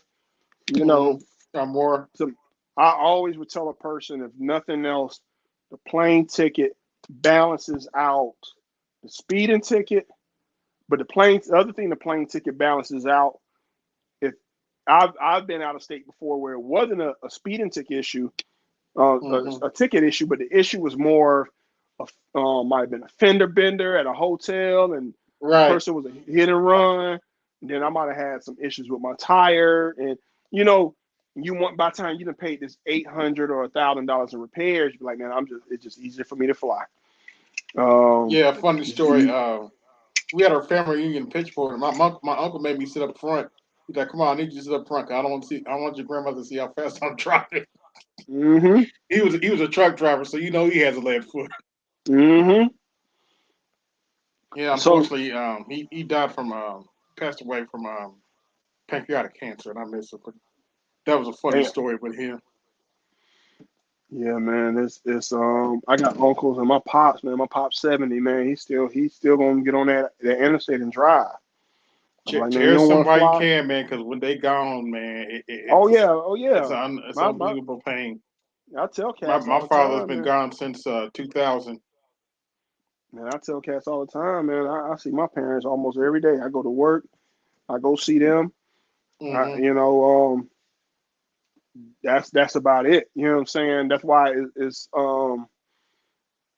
I think even in this space, I think a lot of times when people they look at stuff that goes on in relationships, but I think one element, I Mm-hmm. think, me coming from a two-parent household, and I don't come from a step-parent household.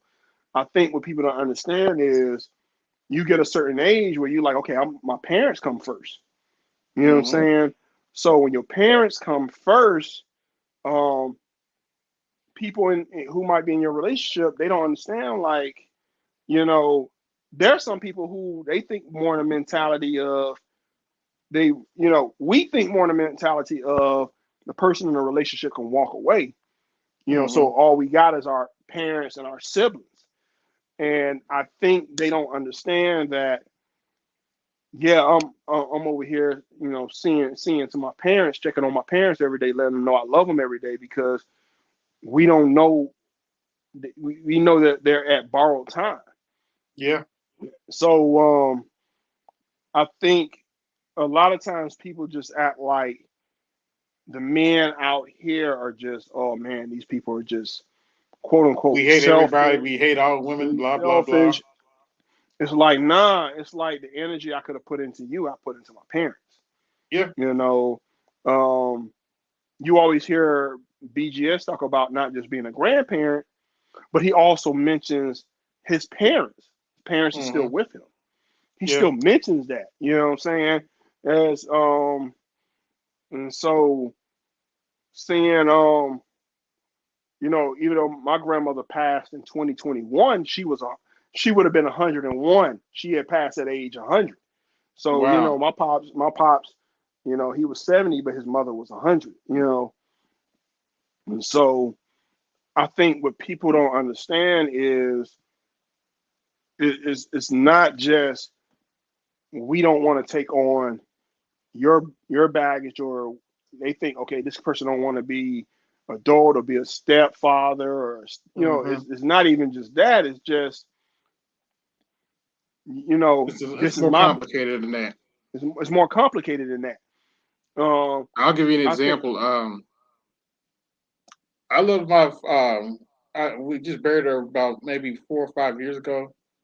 I Hmm. love my father's ex-wife dearly, even though she Hmm. treated him dirty. Was I bitter for a little bit when I found out? Yeah, but you have to understand.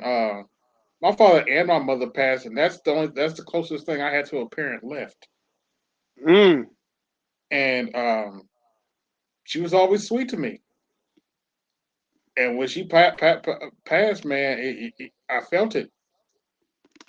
Just like my And mother, she still checks on my grandmother's best friend, because my grandmother's best friend is in her 90s now,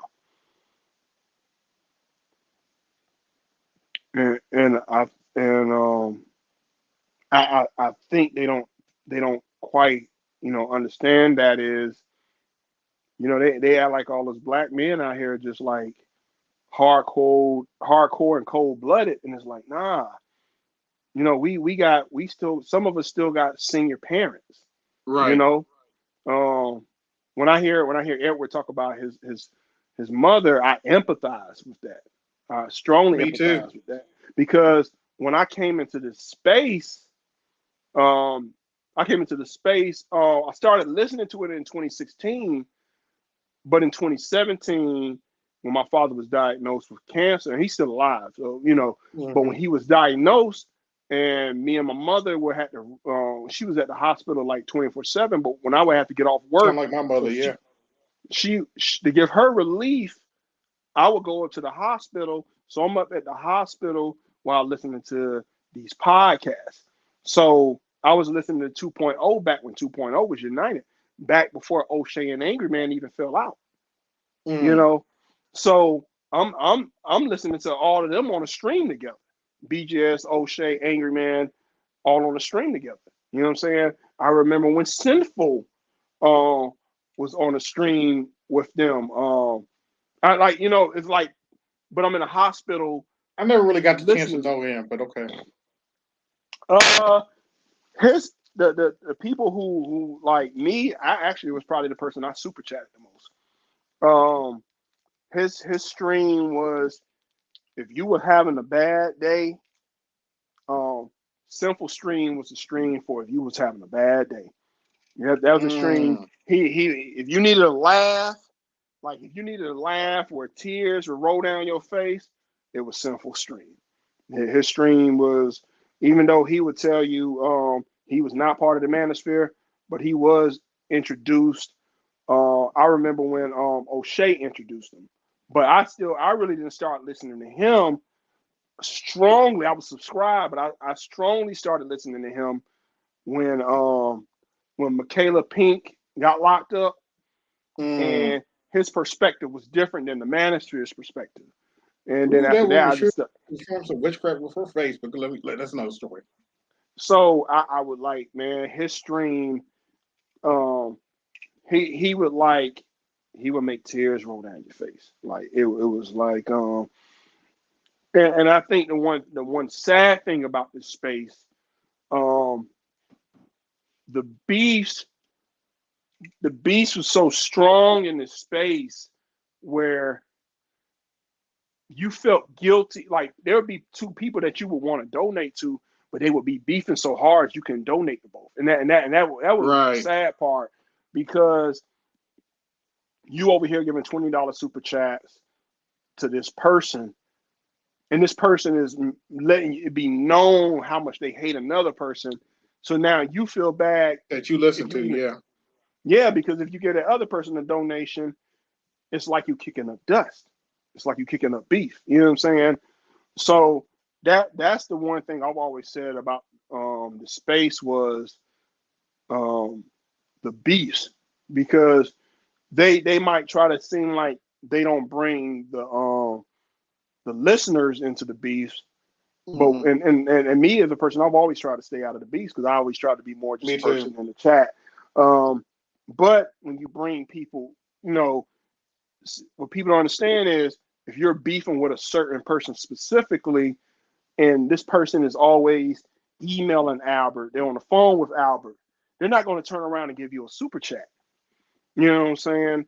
It's and I'm a 9 to 5 person, but if you're a person who really is a content creator and you're really, you know, this is what you do as a profession, then if you don't make good content, or if you're not, your lights could get cut off, Yeah. you know.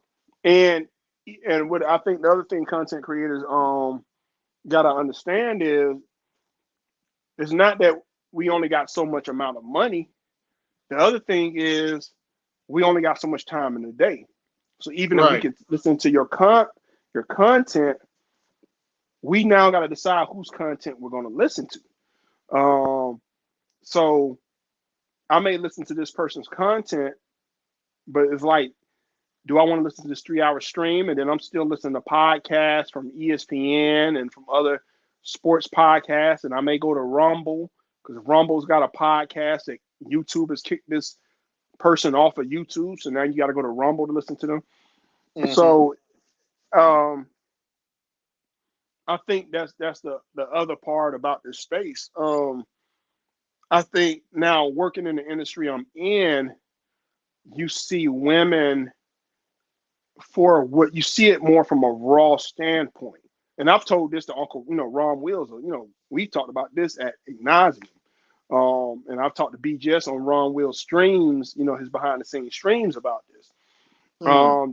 The airport is a different environment because when you're working in the airport, it's like, and even Scorpio, I've talked to Scorpio about this. You're in the airport, so you're seeing the women who are getting flown out. You're seeing the women Mm. catching the flights. You know what I'm saying? Okay, the ones that Um, everybody talk about. yeah, and you're seeing it from a raw standpoint because sometimes um, you running into not just strippers, you're running into porn stars, you're running into people who got big Instagram followings, and you're Hmm. seeing them for she don't look like this person who should be getting this kind of money off of Instagram. You know Hmm. what I'm saying? You're seeing them in person, and you're like, oh, she kind of, you really seeing. There's Without the been makeup times, on. yeah, because there's been times there's certain women I see my cousin a post on his Facebook story, and I had to tell my cousin like, yo, dog, she don't look like that in real life. You know what I'm Oh yeah. saying? Uh, you know I'm legally blind. You got to remember I was trained in Photoshop, so Yeah, I wear I glasses. will never go. I will never go by a chick's picture on her Instagram. Hmm. I know too many. I know too many of the tricks. I know too many of the tricks. And this is the other thing about working in the airport is um, you just see is the hygiene be off. It's just that's what you're picking up when you. That's the one thing I've never used Tinder, but that's the one thing I hate about like Tinder and Instagram Hmm. is you see this video, but you're not really seeing. You don't see it up close. Don't smell it up close, huh? Nah, yeah, you don't see. Um, like when BGS says those numbers about only X amount of people make this amount of money, you Hmm. see that you kind of see that at the airport. But the one illusion about the airport is people might make a certain amount of money, but the company is paying for a lot of things. So Yeah. um, there's a certain bouginess and eliteness that people have when they come through there because um, men don't use this like guys like you and Grizzly who are like engineers. Y'all won't Hmm. use this as a eliteness saying I work from home or I'm in this, but a lot of women use working from home or working remote as as a form of like eliteness. As a I don't have to leave where I live to go to work. You know what I'm saying? And Yeah. you'll even see women who'll say, I'm looking for a job, but it's got to be remote. It's like they not like what remote work is done is they don't want to get their hands dirty no more. You They don't want to know, go in the office and and, deal with the bullshit no more either. and they even but now they're really like they really when they work remote, they really have to date off that app. You Mm. know, and another thing when you started, you know what remote work started doing that you didn't see in 2019 when you started seeing all these videos with women saying they don't take a bath every day, that came from Ooh, remote. That came from remote work. You that ain't no know, damn excuse. I'm I'm a roll. sorry. That's still not an I'm excuse. But I'm a roll out of bed and log in. That came from remote work. You know, so I believe you, but that's still not an excuse. I'm sorry. mm-mm. So when you go to the when you go there, it's more of you see the raw. You know what I'm saying? You Hmm. see and then sometimes you'll see something where the surgeries just look abnormal. You be like, man, I'm seeing, you know, so a lot of times we see behind the veil, you know. Yeah, you told me about the Transformers. Yeah, you know what, but see some things with them, with most of them, there's certain stuff that just um like when I hear people talk about certain stuff with them, if you're a person who don't really use Instagram and Tinder like that, they're not gonna give you no real problems. The people who have Hmm. problems with them is the people who use social media to meet people. That's the ones who Mm. have problems because if you meet them and there are certain things you just can't like voice, you know what I'm saying? Nah, you ain't gonna always see quote unquote the Adam's apple, but Right. you like, man, this person's 6'3". You know what I'm saying? Yeah, You know what I'm that's a saying? dead giveaway. The person, Anything over 5'9", I'd be like, yeah, yeah. Can I see your baby pictures, please? man, I've seen folks who look like a Notre Dame wide receiver, so or a Notre Dame quarterback. You know, so they don't what you see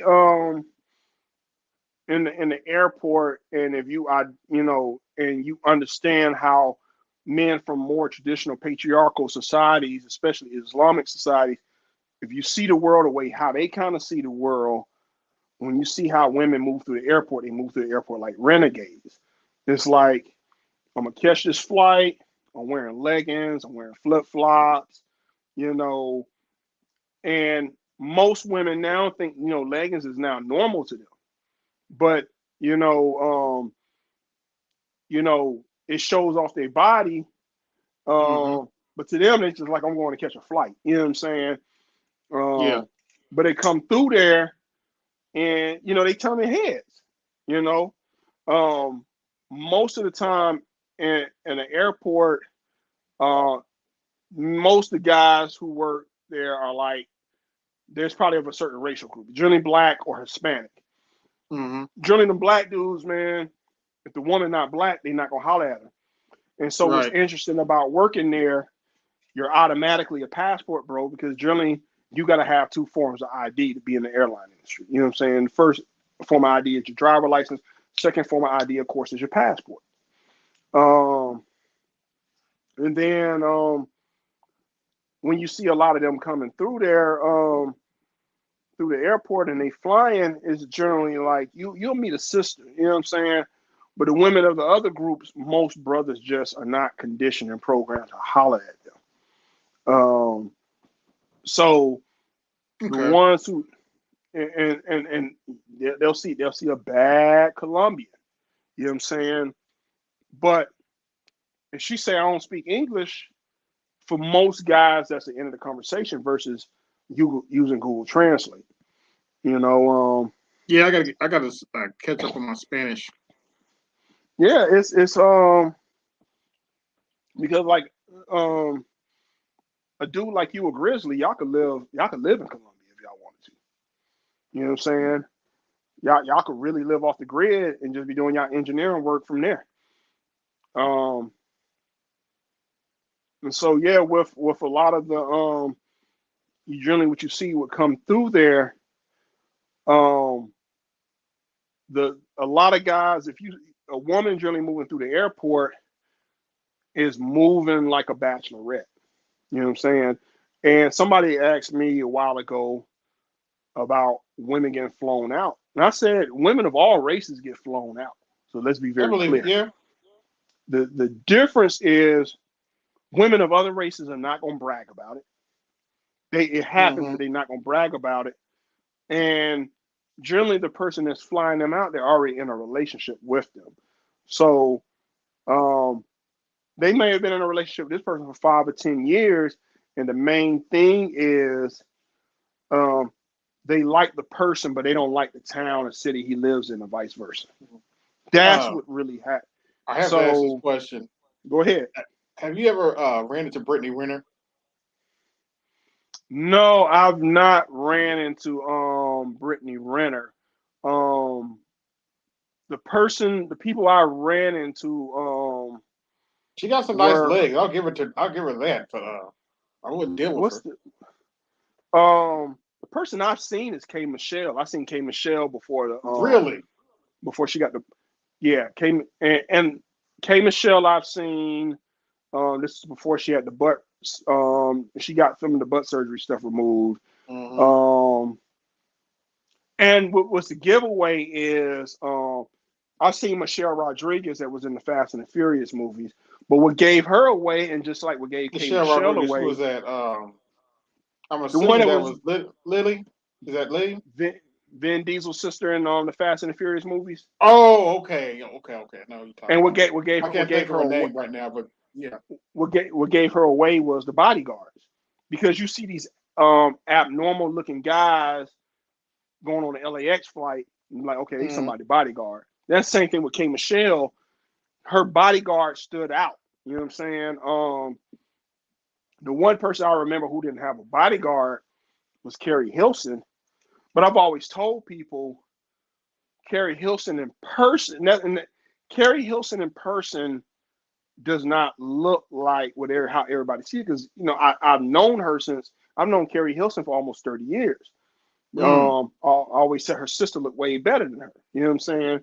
Um, Carrie Hilson was on the little league swim team with my sister. You know what I'm saying? So I've always known Carrie Hilson. The one person, it was somebody else. It wasn't Carrie Hilson. It was somebody. Oh, Janelle Monae. That's Janelle Monae. I think I even said this to it might have been in Dr. Neal's comments on Facebook. Janelle Monáe does not look like how everybody see Janelle Monáe and they fall in love, and it's just like the people here is like, you know, we don't Mm-hmm. even say she look all right. We on a scale of 1 to 10, we like she a 6. Yeah, that's what I She's the said about. true That's what I matter said of about fact. Stephanie.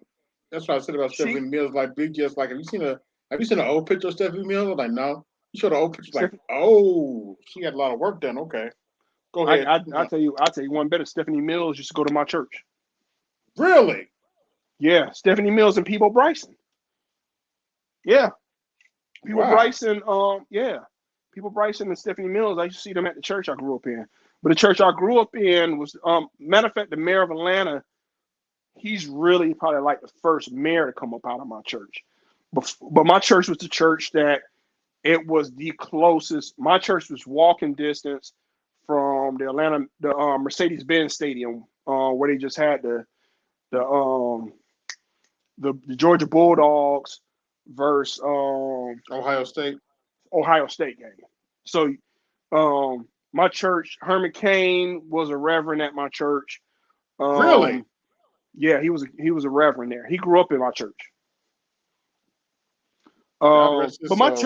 my church was not, and my church was walking distance from Morris Brown, but it Mm-hmm. wasn't that close. It was close to Morehouse. My church was walking distance from Georgia Tech, so it was not downtown Atlanta, but it was more. It was where downtown ended and the west side began. So what was Herman Cain So like in real life?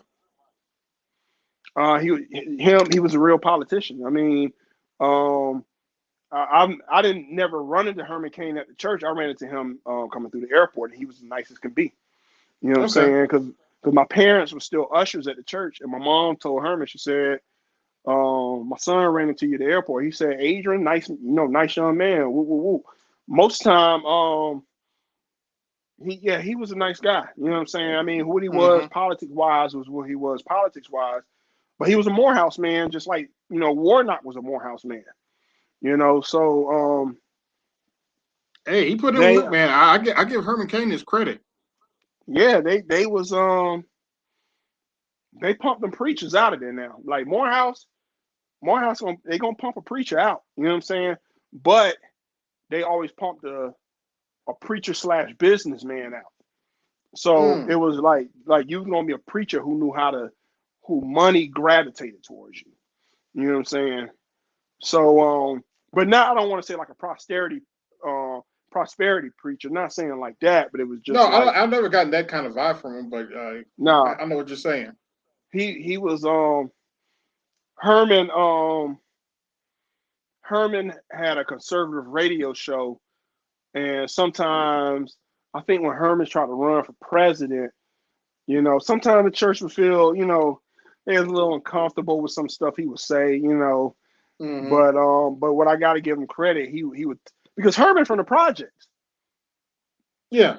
that yeah, but Herman is from the projects before crack, and Mm. Warnock Warnock is from the projects, but I want to say Warnock came out of Savannah's projects, but he more um Warnock came out of high school right when crack started to hit. So, Okay. you know, but yeah, in that area, you was there. But yeah, a lot of times the people you would see coming through there, see Janelle Monáe used to it was this old jazz group. Um and they all came out of like Morehouse, and Clark, Atlanta. And she used to date one of the jazz musicians in that group, and that's before she was on the Idlewild soundtrack. And she's always come through there, and it's just like I would see her even in the airport, and I never saw what was special about her, what the big deal was. Plus, she's gotten into beefs with the airline workers because she, I don't know if she's bipolar, but it was just something about that Hollywood ego. So, Mm. and I know, and I think what people get confused is she's photogenic, and I think seeing her in real life, it was just like it weren't even just so much what's the big deal. It's just when you know people she done cussed out, you know what I'm saying? That's a Yeah, coworker.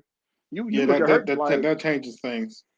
yeah, and I think just being here in Atlanta and when you see the people like her and the Carrie Hilsons, is like you not like, like, oh man, he, nah, didn't, you see, you go into the airport, you see, I want to say dimes or tens all the time. I'm not gonna say something like that. You just see bad women of all races. You know what I'm saying? You used to seeing it, so you're not overly enthralled. Um, because a lot of times, um, the entitlement is, the entitlement might get your flight. Like, even though he's locked up right now, wife and Lucci, who had a beef with Young Thug, that was a guy that Young Thug was accused of shooting his mama.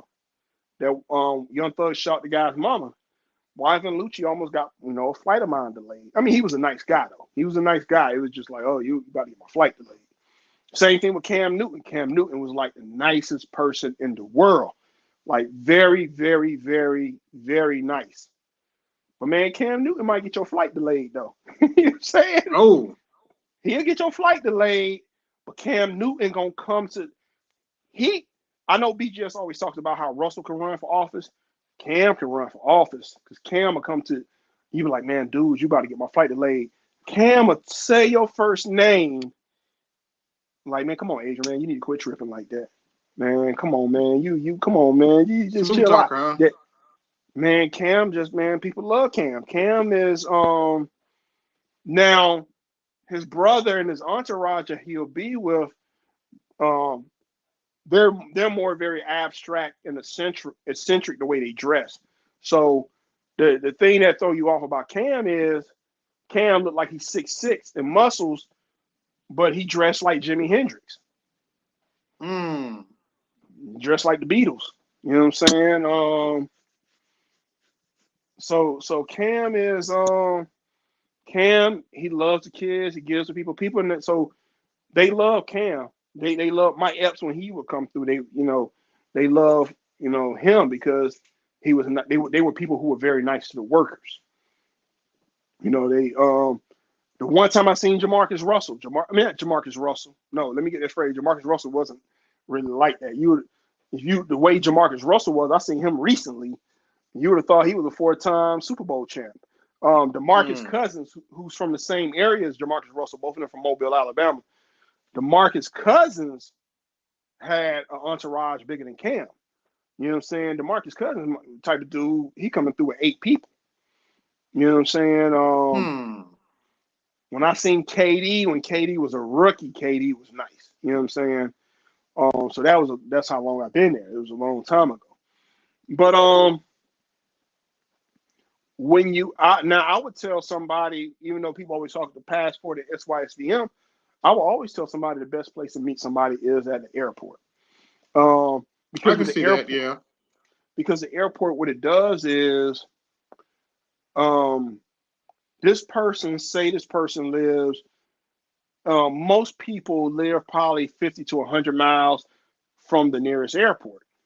So this person that you're meeting, you wouldn't meet them in that town because you don't know they stay in a trailer park. You don't know they stay in the projects.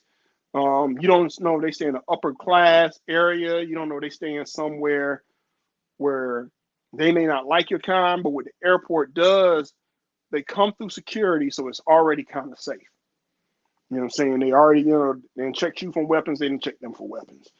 Um, Hmm. Another thing that the airport does, and when you're catching a flight, you had to buy this plane ticket. And whatever airline you're paying for, that plane ticket is, you got to look at that as very similar to you paying 200 or 300 to get in the VIP section of a club. So you've kind of weeded certain other things out. So it's not like meeting somebody at Target or a department store because they can't say, okay, you here to steal, Right. you know. So just the fact that y'all was on the same flight, they're like, okay, they don't know why you're flying. They know you're flying. You know what I'm saying? Especially if you're flying during the week. You know what I'm saying? Okay, he must be flying for work. You know what I'm saying? No matter what you're doing, they know you're a black man, you flying, you ain't unemployed. Mm-hmm. They don't know if you're flying for a job interview. They don't know if you're flying for military duties. They don't know if you're flying for some construction work. They don't know why you flying. They just know you got some money and you ain't gonna Yeah, shortchange them. you got some money, and I would even say this: um, most men, especially black men, if they flying during the week, they at minimum making 60K. You know, you flying during the week, you military, you make about 60K. And that's minimal. You know what I'm saying? So, and if you're a tech guy, we don't know what computer system at what airport or hospital or that you're going to go work on. So I would even I think so for most people, if you're middle class or upper middle class, if you are trying to find a husband or wife, you can find it catching that flight. You know, you can really, um, even though you can find it with that passport. Now the passport, you're gonna more find what they would consider more a traditional Mm-hmm. wife. But if you're more still looking for somebody, um, you're gonna do it catching a flight. Especially if you go into a bigger airport. Um, because in the airports, except for during the holiday season in the summer, you don't really see children that much in there. You know, I can and, see and that. Yeah. but the biggest thing I'll say is, women can complain about maybe not finding that man or ain't no good men and da da da. But it's like, how many of you, if a woman is coming to an airport and she's gotten on a flight, every woman has, at least if they go through an airport, they've been next to what quote unquote the high value man. They've all sat next to a man or stood in line next to a man making 100K. We didn't say he was attractive, but you stood next to somebody who made 100, 200, 300, 400 a year. You know, he just, but he just might not be something they can write home about. You know what I'm saying? Visually, but but he was there, so they can't say, where these guys at, or I'm not dating no more drug dealers, rappers, and scammers. I'm more looking for the lawyers, surgeons, and hedge fund guys. It's like, how are you gonna do that? Because when those guys got something to lose, they're not gonna be in certain environments. Mm-hmm. You know what I'm saying? They're gonna be listening to a Saturday night hangout, working on a project before they really go out. You know, I even think I told y'all this on one of the other streams. I think I said it on BGS Behind the Wall.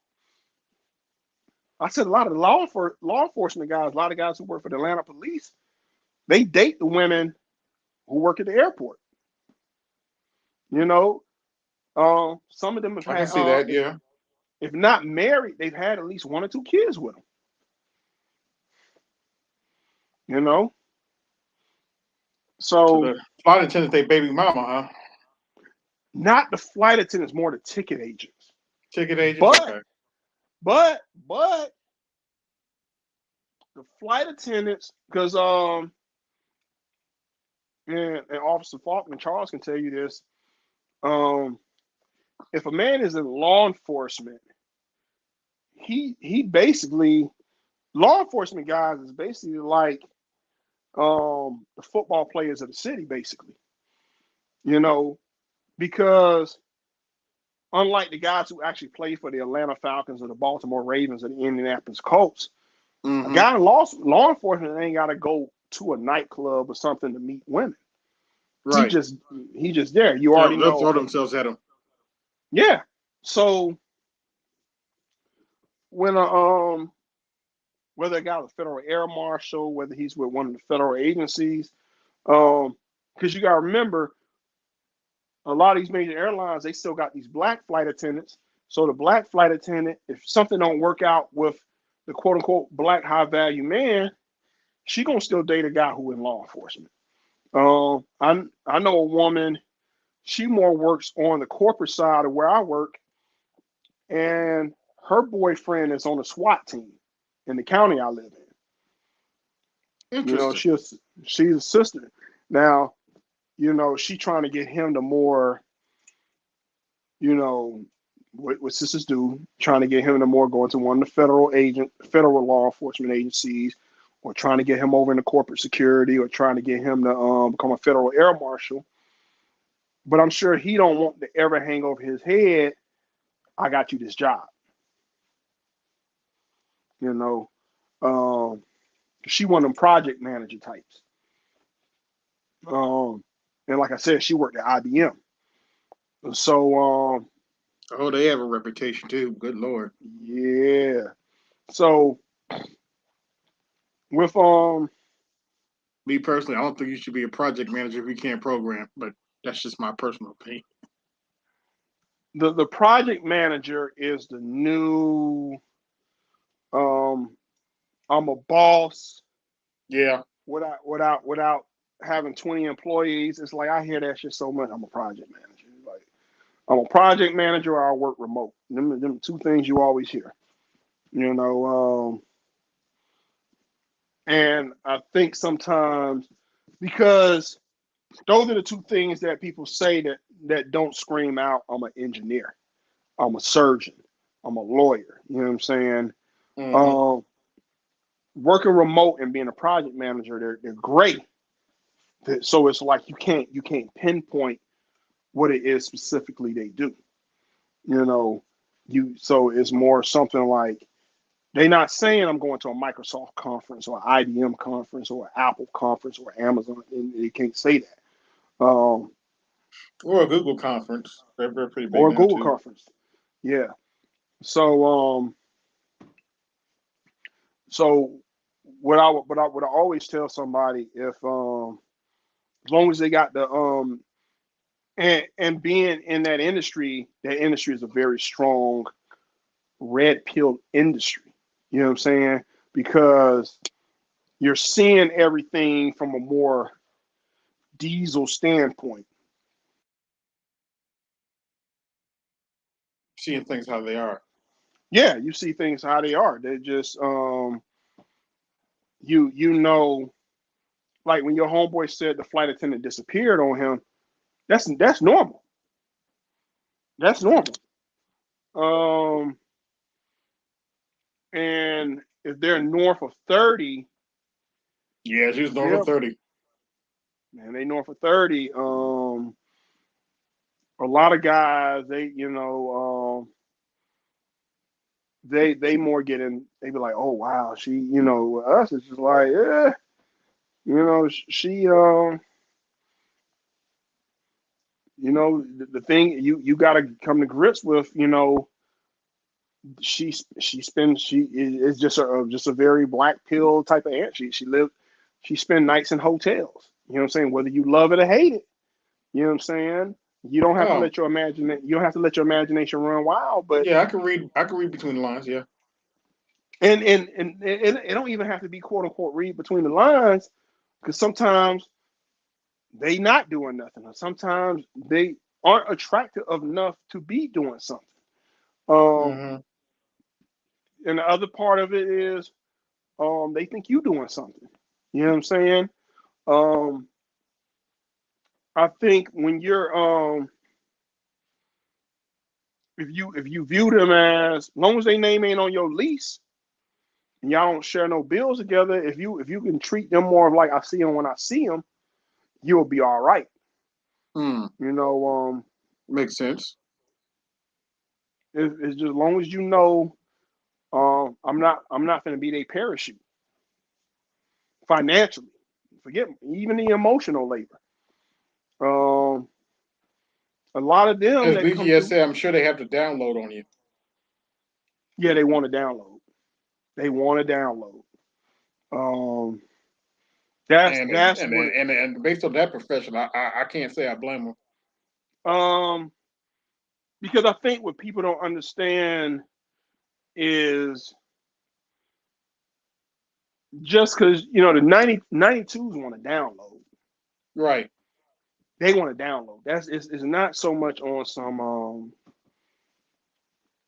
they trying to spend cash or Mm-hmm. they more on some they want to download Relieve the and stress. you hear every crazy story. You hear the interpersonal violence stories, not just with them. Mm-hmm. Even with just with being in that industry, people you come in contact with. You hear all the crazy stories, and you got to understand you might hear the craziest story and never hear from that person again the next day. You know what I'm saying? And you got to be okay with that. They're gonna tell you all the Mary Magdalene type of stories. Mm. You know. Um, so you see it when they come through there. It's what you hear like, yeah, oh yeah, my husband, he's back watching the dogs while I go on this trip. And I ain't talking about the flight attendants. I'm talking about the passengers. Oh yeah, my husband's watching the kids while I had this getaway. You know, so when they and I think people get too confused on, okay, they doing this when they go to Cancun, Miami, or Vegas. Mm-hmm. It's like, no, they doing this wherever they go. You know what I'm Yeah. saying? They go to Nashville and they meet somebody. They go to New Orleans. They go to Charlotte. They go to Charleston. Mm-hmm. You know what I'm saying? When they was in Indianapolis for the Final Four or the Super Oh Bowl, boy. yeah, it's the and I think see with the flight attendants, what they have the problem is, and this is something I could tell you from being in the industry. Um, Flight attendants have probably one of the highest suicides um, in any like corporate industry. They have a very they the two things, and the only reason I know it because it's internal. Um, I want to say Unfortunately, that's not hard to believe. suicide are higher than I guess average industries.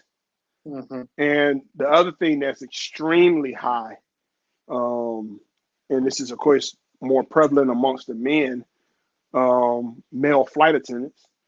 Male flight attendants have a high age rate. Say again, high age rate. AIDS, AIDS, HIV. Ooh. Yeah, Oh yeah, wow. yeah, yeah. They Man, yeah, yeah, that's yeah. deep. Yeah, it's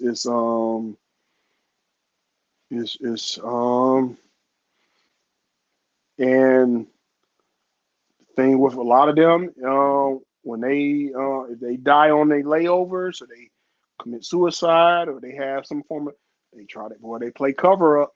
They do not want them deaths getting out. Um, One thing I give the women credit on, um, the women flight attendants, they will get out the industry before they commit suicide or something. They just Before quit. they crack, they'll get out. Yeah, okay. That Oh makes sense. man, there'd be times where they'll go do a wellness check to go see if she in the hotel room. They'll see the uniform laying on the bag, and she'll write a Dear John letter saying I quit.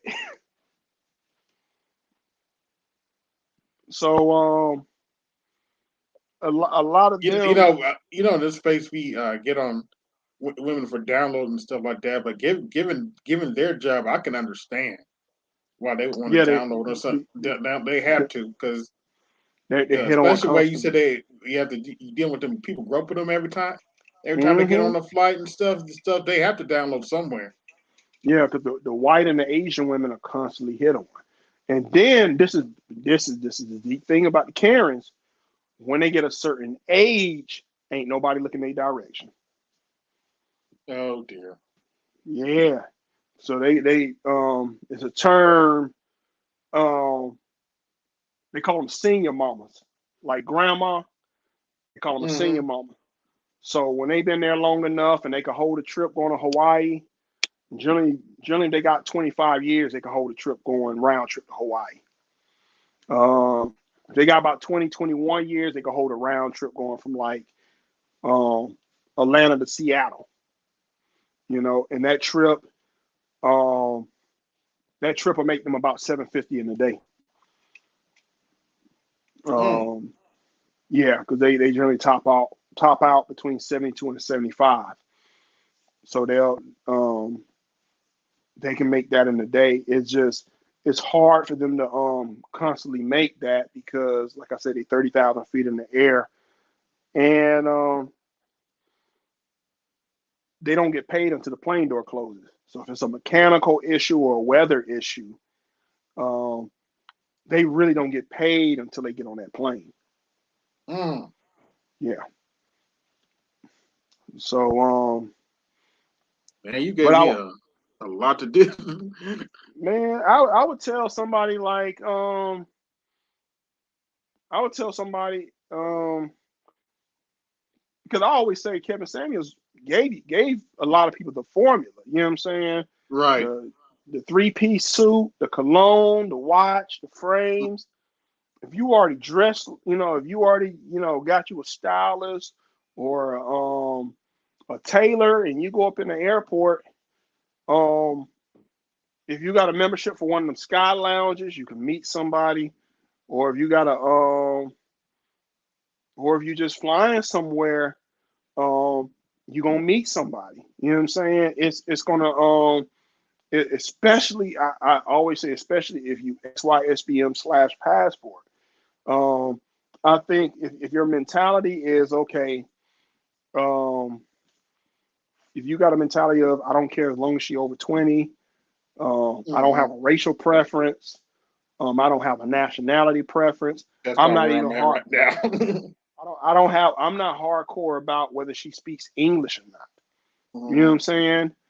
Then you good. And us black men, we're not hardcore about whether you have a child or not. We're not hardcore about your body mass index. You know what I'm That's why I try saying? to talk to these single mothers. I'm like, look, y'all messed up your own game because black men used to Mm-hmm. be notorious for uh for wiping up single mothers, but y'all ruined that. And like BGS said, the problem is with the passport bros is a threat because you know you take shit you the fact that you take these if all the engineers and computer scientists said we don't want to deal with American women no more. You know what I'm saying? You Yeah, would you boy, it would be like winter is here. You know what I'm saying? The winter's guys pretty much who here because Grizzly. I think Grizzly ain't on that no more. man, because me and Grizzly hung out when he came to Atlanta back in October and November. Really? So yeah, and the one thing I always Grizzly is to me the perfect example is like it's like the guy that you said this is what he got to make. That's who Grizzly is. You Mm-hmm. know what I'm saying?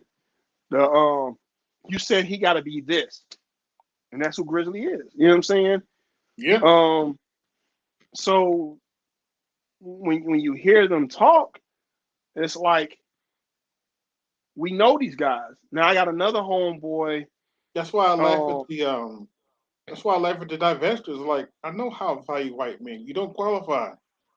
mm-mm, I can hear it in the way you talk. You don't qualify. They are not going to put up with you. mm-mm, mm-mm. They and a lot of times with people don't this being Atlanta people still do not um they don't like seeing you talk to somebody outside your race. That is man, Atlanta is the GA still on that. That's You know a what I'm saying? sin, huh? it ain't even so much the white men. Um, they white men here, they don't like seeing brothers talk to flight attendants who not white. But I've seen white men, they feel some kind of way about it. But even sisters feel some Mm-hmm. kind of way. Spanish women feel some kind of way about it. If they people if you're specifically a black man, they don't, if you operate outside the matrix, um, if you're not following the status quo rules, they have a problem with that. Um, they just do. That's why um, there are people who may talk about this, that, and the third, Mm-hmm. and then when you see them post a picture about Andrew Tate, it's like, oh, you really believe what the media say. But Andrew Tate is one of those. If you even say you agree with 1% of what he say, um, they view you just as much as a monster. Because you got to remember, Sneeko didn't have that following. So Mm-hmm. you know, Andrew Tate has been made to be this global supervillain. He's the global supervillain The that global everybody wants. boogeyman. Global boogeyman. You know what I'm saying? Even though they felt the same way about R. Kelly and Bill Cosby. You know what I'm saying? Like Mm-hmm. he just is global, but Andrew on another level because um Here's the funny part. I don't necessarily care for Andrew Tate, but I'm like, what is it about this dude they're so scared of? I mean, he says um good stuff. Don't get me wrong, but well, I mean, he's not somebody that, a person can say they can listen to a 1 hour, 2 hour stream of, yeah, he's but not my cup of tea. I think what it is, the influence, because like Mm-hmm. they might have hated a Bill Cosby or R. Kelly, but they hated that they felt like they fell for a trick or a trap. You know what I'm saying? Mm-hmm. They felt that they hated that they invested in this person. With Andrew is more of like it's the power of the influence. You know what I'm saying? Because no matter how big Elon Musk is, Elon Musk still had to say something about Andrew Tate. You Mm. know, so every time you ban him from a social media platform, Elon Musk has to come down from being the richest man in the world. You made this dude more known than he ever was known. You know what I'm Mm-hmm. saying? And for a person like me to even come out and say something to somebody on social media and about him, it's like now you're revealing who you really are. It's like now you're coming out the shadows to make a comment. And that's why, a person like me, especially when it comes to something like Facebook, I got to keep my mouth closed because now you're coming out the shadows to give your 2 cents on Greta Thunberg. You know what I'm saying? Because it's not so much the person you're commenting to, it's the person who reading the comments who ain't saying nothing. Mm-hmm. So with Andrew Tate, it's like he should have stayed. Certain stuff he does, it's like, you know, you're out of the shadows. You know what I'm saying? The world knows who you are. You know what I'm saying? The Taliban, Al Qaeda, ISIS, some of them people listen to his rhetoric. Mm. And the power of social media is your message carries on forever. Malcolm X has been gone 60 years almost, Yeah. and his message is still being carried on. And that's the thing with the message. You know what I'm saying? You can kill the messenger. And I know some people have an extreme problem with people resharing and uploading Kevin Samuels' messages and his family not being compensated, but the message is still getting out there. Right. You know, Andrew Tate knows how to fire off a powerful message in a 1 minute clip, in this 30-second clip. So the message is still getting out there. The message is still spreading, And then you got some people like me who I may not be a content creator, but I can take the content and the messages and I can apply it to real life, and I can go out into the real life and see it. You know what I'm Mm-hmm. saying? I can This is very see, important. It's not that you can read it and memorize it. Can you apply it? yeah, because you can see um, that when you see how women are moving through the airport, you can see in a different way how the red pill is being applied. You know what I'm saying?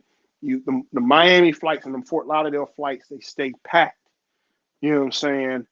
Mm-hmm. Um, they stay going on these trips. You know what I'm saying?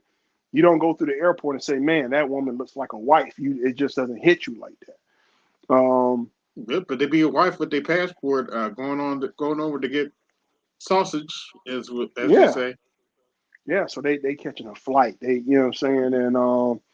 And it's not even so much they catching a flight or going on a girls trip.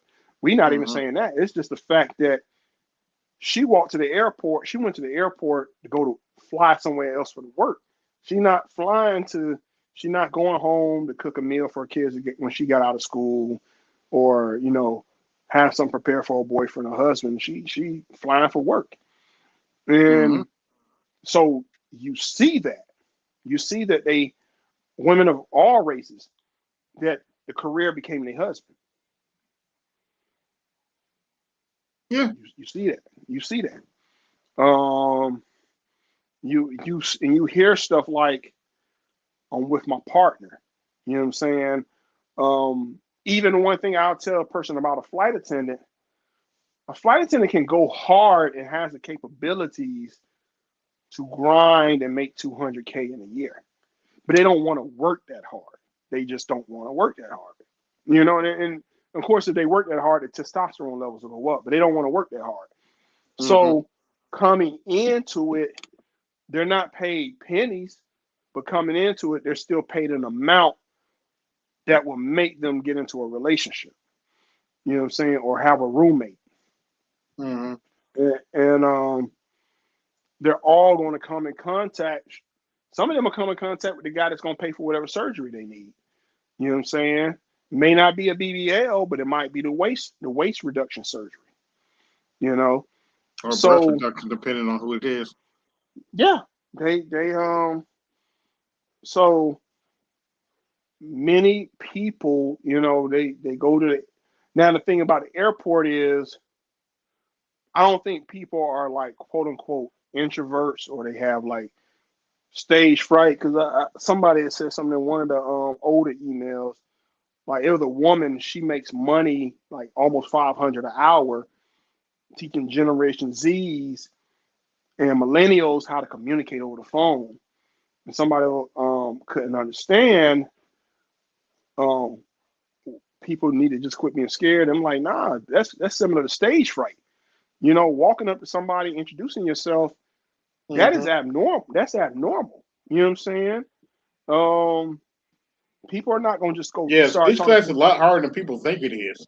Yeah, yeah, and unless you're a salesman and you're like, if I don't sell these credit cards and get people signed up for these credit cards, I'm gonna be evicted. Then that's Mm-hmm. not gonna be your mentality. And you got people who they can hold a 3-4 hour podcast, but they still really can't talk to a person, a woman in the flesh. And I'm not knocking them for it. What I'm saying is people are not just conditioned to walk up to a stranger and start talking to them. I'll go a step further about even when it comes to Generation X and early millennials. Dude is just still, generations of racism. That's why SBM has to be a millennial Generation Z thing, because if you're Generation X or a boomer, you're just not Yeah, conditioned to go. that door wasn't open. Yeah. That door wasn't open, so you're not conditioned just to start talking to a white woman or a Spanish woman. And even if you are conditioned, Mm-hmm. are you going to be comfortable enough to go out with her in public? Right. You know, and I not had my feel like some. opportunity to talk to a white woman. I just didn't want to do it. Yeah, And I don't,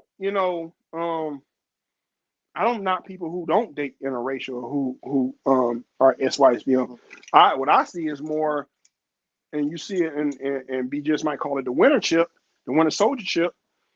You see more people who are going, black men who will knock you for talking. It ain't just the sisters. Sisters are going to be overt about it, Right. but you'll see black men will crack a joke. You know what I'm saying? Or if your thing is talking to such and such, that's your thing. Like, nah, brother, I talk to such and such too. But Mm-hmm. they ignore that because they see you talk. So when they and talking to I'm a white, indifferent about it. I've had white in-laws for like over 40 years, so I'm indifferent mm-hmm. about it. But I think if a person who can communicate with that like that, Mm-hmm. man, believe it or not, I wouldn't say so much in a Los Angeles or a Las Vegas, but in a Metro Atlanta, people do not like that. It's Mm-hmm. and when I say people, I'm not talking about good old boy white men. I'm talking Yeah, about black people everybody. too. Yeah, I'm talking about everybody. You know what I'm saying? The Spanish people don't. They don't like it. And so it's. But I always tell people, like, I'm in the one industry that you could really introduce people.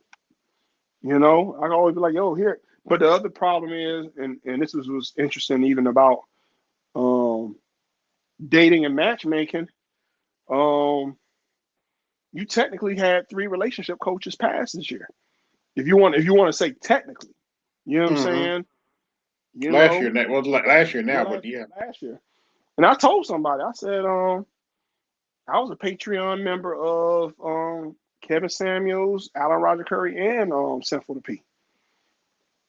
And there were relationships that were formed in Simple to Peace um chats while he would be doing a live stream. Mm, A lot of people met in him. I mean, we know people met in Kevin Samuels chats, right. but there were people who met in Sinful to Peace chats. There were relationships that were formed in Sinful to Peace chats. Man, So, I still remember the day Kevin they announced Kevin died. I saw it on one man, person's channel. I was like, okay, come on, man, don't play like that. Now I so I'm saw gonna it on tell you this. another channel. Then finally I emailed BGS. It is like, tell me this is a joke, and he said nope. And then I was like, damn, I was so Even though it took me 2 months to really get over the Kevin shock, yeah. Sinful hit me so hard that shit hit me hard because, and somebody might say, and they, don't get it twisted. It's people who hated Sinful. You think people hated Kevin? I think it was the only reason less people Yeah, hated Sinful. I noticed O'Shea did play the video. That was kind of weird. He had some divestment of the praise Brad. I was like, what? Yeah, there I'm were like, if you type in Sinful's name, you'll see the people who hated him with a passion. There were people who hated him with a deep, deep, deep passion. They hated um they hated him with a deep passion. Um and so when I say sinful, what sinful was when it came to, he was like, to me, I felt he was funnier than Dave Chappelle ever could be. mm, So if you had a bad day and you would listen to his stuff, you would get through that bad day. So if like, that's the one person I could really remember like crying while I was laughing. So when I think what hit me so hard about him differently than Alan Roger Curry and Kevin, Sinful was younger than you and me. Sinful was 38. wow. He was 38. And I think if he was sick, he never told people he was sick. And he That's died in messed up. He's Canada. about a year younger than me. He died in Canada. There was no foul play. So I think the speculations, and the only thing from a person who really listened to him and was on his Patreon, if there was only one hint, he was very hardcore about water, drinking water, and eating Mm-hmm. fruits and vegetables. He was very hardcore about health. Very hardcore. The type of hardcore that a person who was diagnosed with cancer, or the doctor say, yo, you got to do this if you want to live. Mm-hmm. He was hardcore about health like that. Like, I think people knew that Kevin was a cancer survivor, and I think O'Shea I didn't mentioned know. that. I didn't know Yeah, that. Okay. I heard that early on one of the early Coliseums, that he had beat cancer like over 20 years ago or something, or back in college. I didn't know that ARC was diabetic. I think O'Shea knew that though. But with I didn't Sin, too. but with Sin, um, Freeze and Gorgeous Dre would, if they know the cause of death, I don't think they're gonna reveal it. Mm-hmm. I Yeah, don't think they're I gonna. got my own problems. I'm dealing with diabetes and kidney failure. And with me, I gotta watch myself because I fall into pre-diabetic. So, Mm-hmm. um, In fact, I'm surprised I'm still awake because I got done with the treatment today. oh, so you go to dialysis? Yep. Yeah, I had my. That's why I have to watch mine because my grandmother used to go to dialysis, and my great grandmother. Yeah, it's Um, I get through it though. I got a decent enough phone, so I just play with my phone. I might be drawing something, might be reading something one day. Got a tablet if I want to watch a movie or two. hmm I usually watch a old Star Trek movie. Gets me through the treatment. Oh, okay. You go twice a week or 3 times a week. 3 times a week, 4 hours.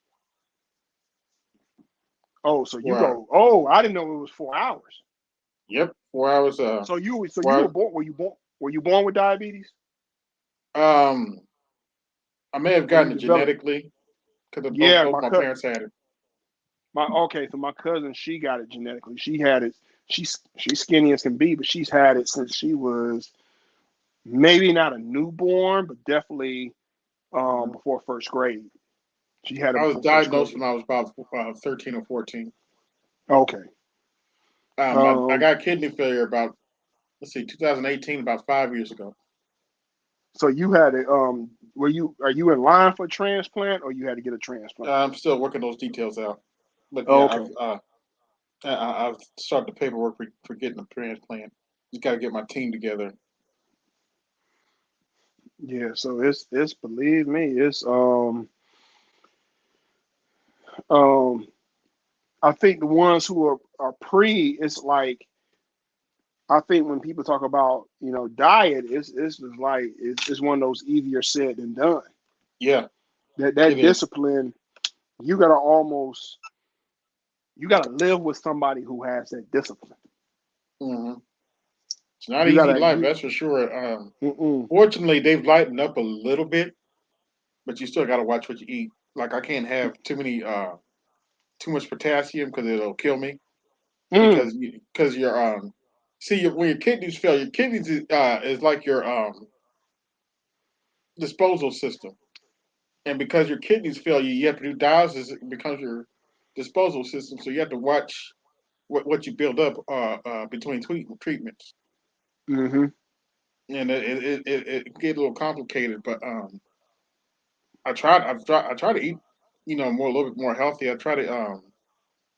I do my best to stay away from pork. I eat it every now and then. I try to eat more salad. Salad, beef, chicken. Thought Yeah, about I don't. going. Even though I don't eat beef or pork, my Hmm. my my struggle is always, and most people who are pre-diabetic will tell you they struggle is always sweets. Yep. Yeah. Try to avoid sweets and cake. Um. Like I can go a month or 2 months without bread. I can go 3 months without meat. Hmm. Um, I think I could drink a gallon of water a day.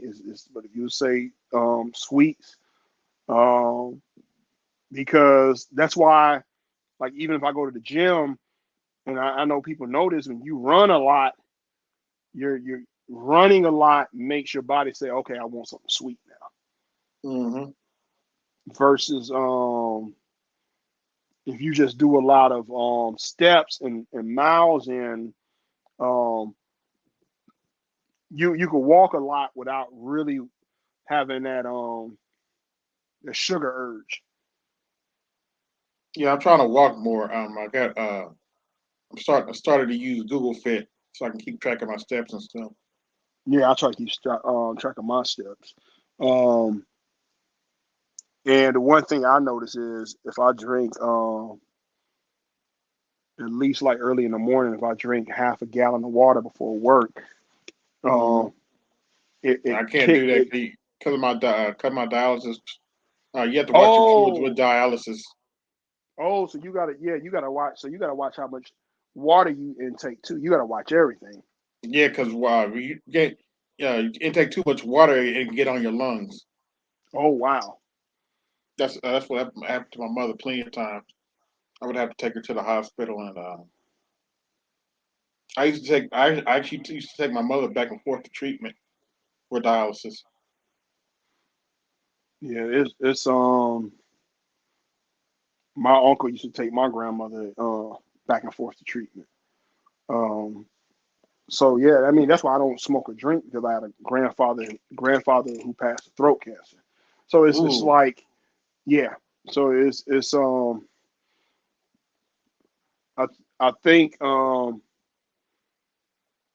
it's almost like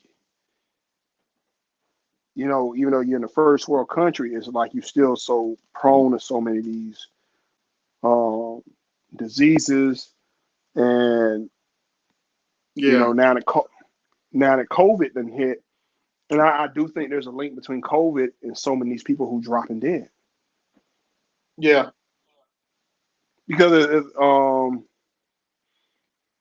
because I don't think people will hear this. Um, one thing about Sinful to P, he was very hardcore about not getting that COVID shot. He was very hardcore about that. I do remember that.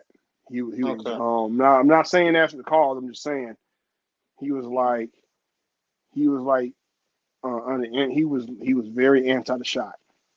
He was very yeah. I've anti only the shot. gotten the first two shots. I never got the booster. I got the booster twice. Um, I got the first two shots 2021. I got the booster January. I got my second booster 3 weeks ago with the flu shot Hmm. because I knew two people who went to the ER with the flu, and and that's why I Oh, I've was gotten the like, flu okay, shot, but I was just talking about the COVID. yeah, what made hearing Rodney's podcast and hearing Yeah, Mike listening to Daly, Rodney will make you get what makes you get that shot. That's for damn yeah, sure. Rodney and Mike are what made me get the booster and the flu shots. Um, because just what they saw. And my parents are seniors, so I can't be coming around them.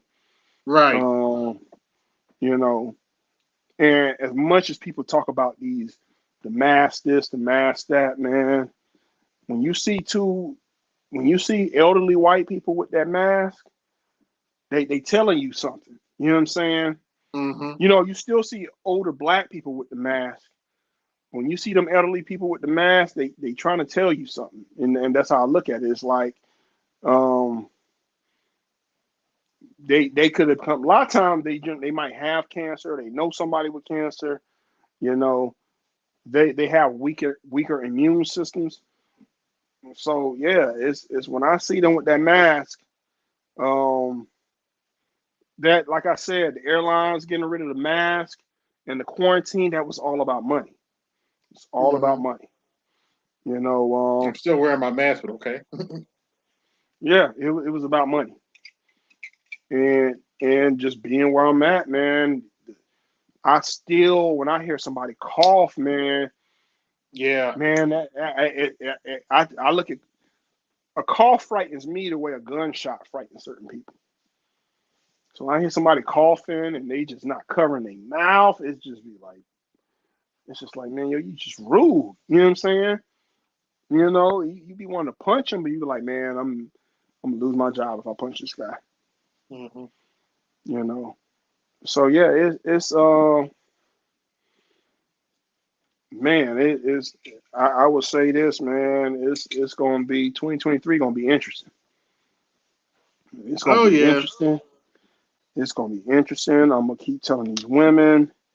Um. Buckle up, because you Hmm. see what you see what they're doing in Congress for Yeah. Phil McCarthy can't get across the threshold. I'm like, okay, we're in uncharted territory. I don't know what to say right now. Um.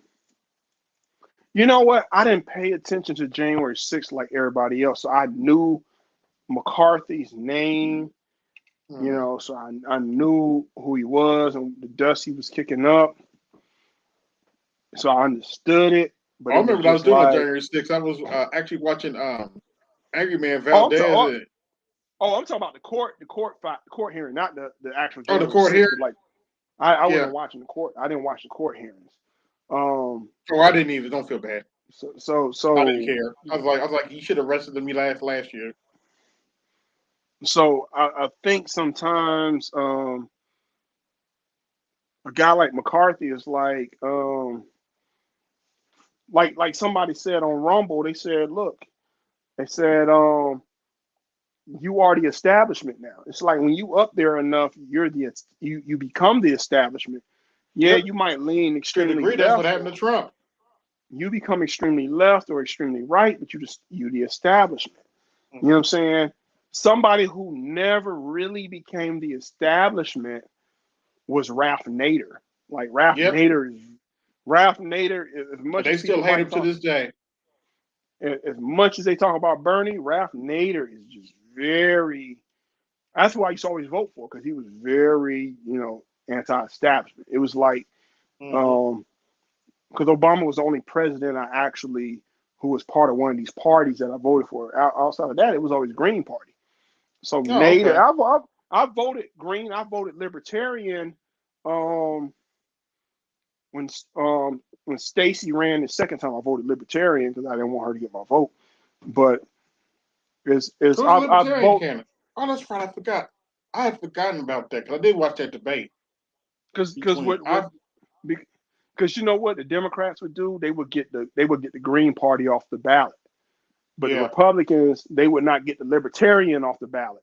Hmm. Republicans knew if it was a runoff, they knew the Libertarian would get moved off the runoff, and a lot of times Libertarians tend to vote Republican, so they would never just force them off the ballot.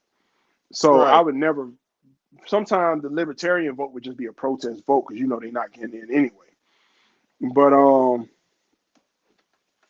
with a lot of times like the stuff that what I said to you about Southwest, a Hmm. lot of times that's Richard Wolff, Ralph Nader. Um, there's another economist that BGS would play a lot.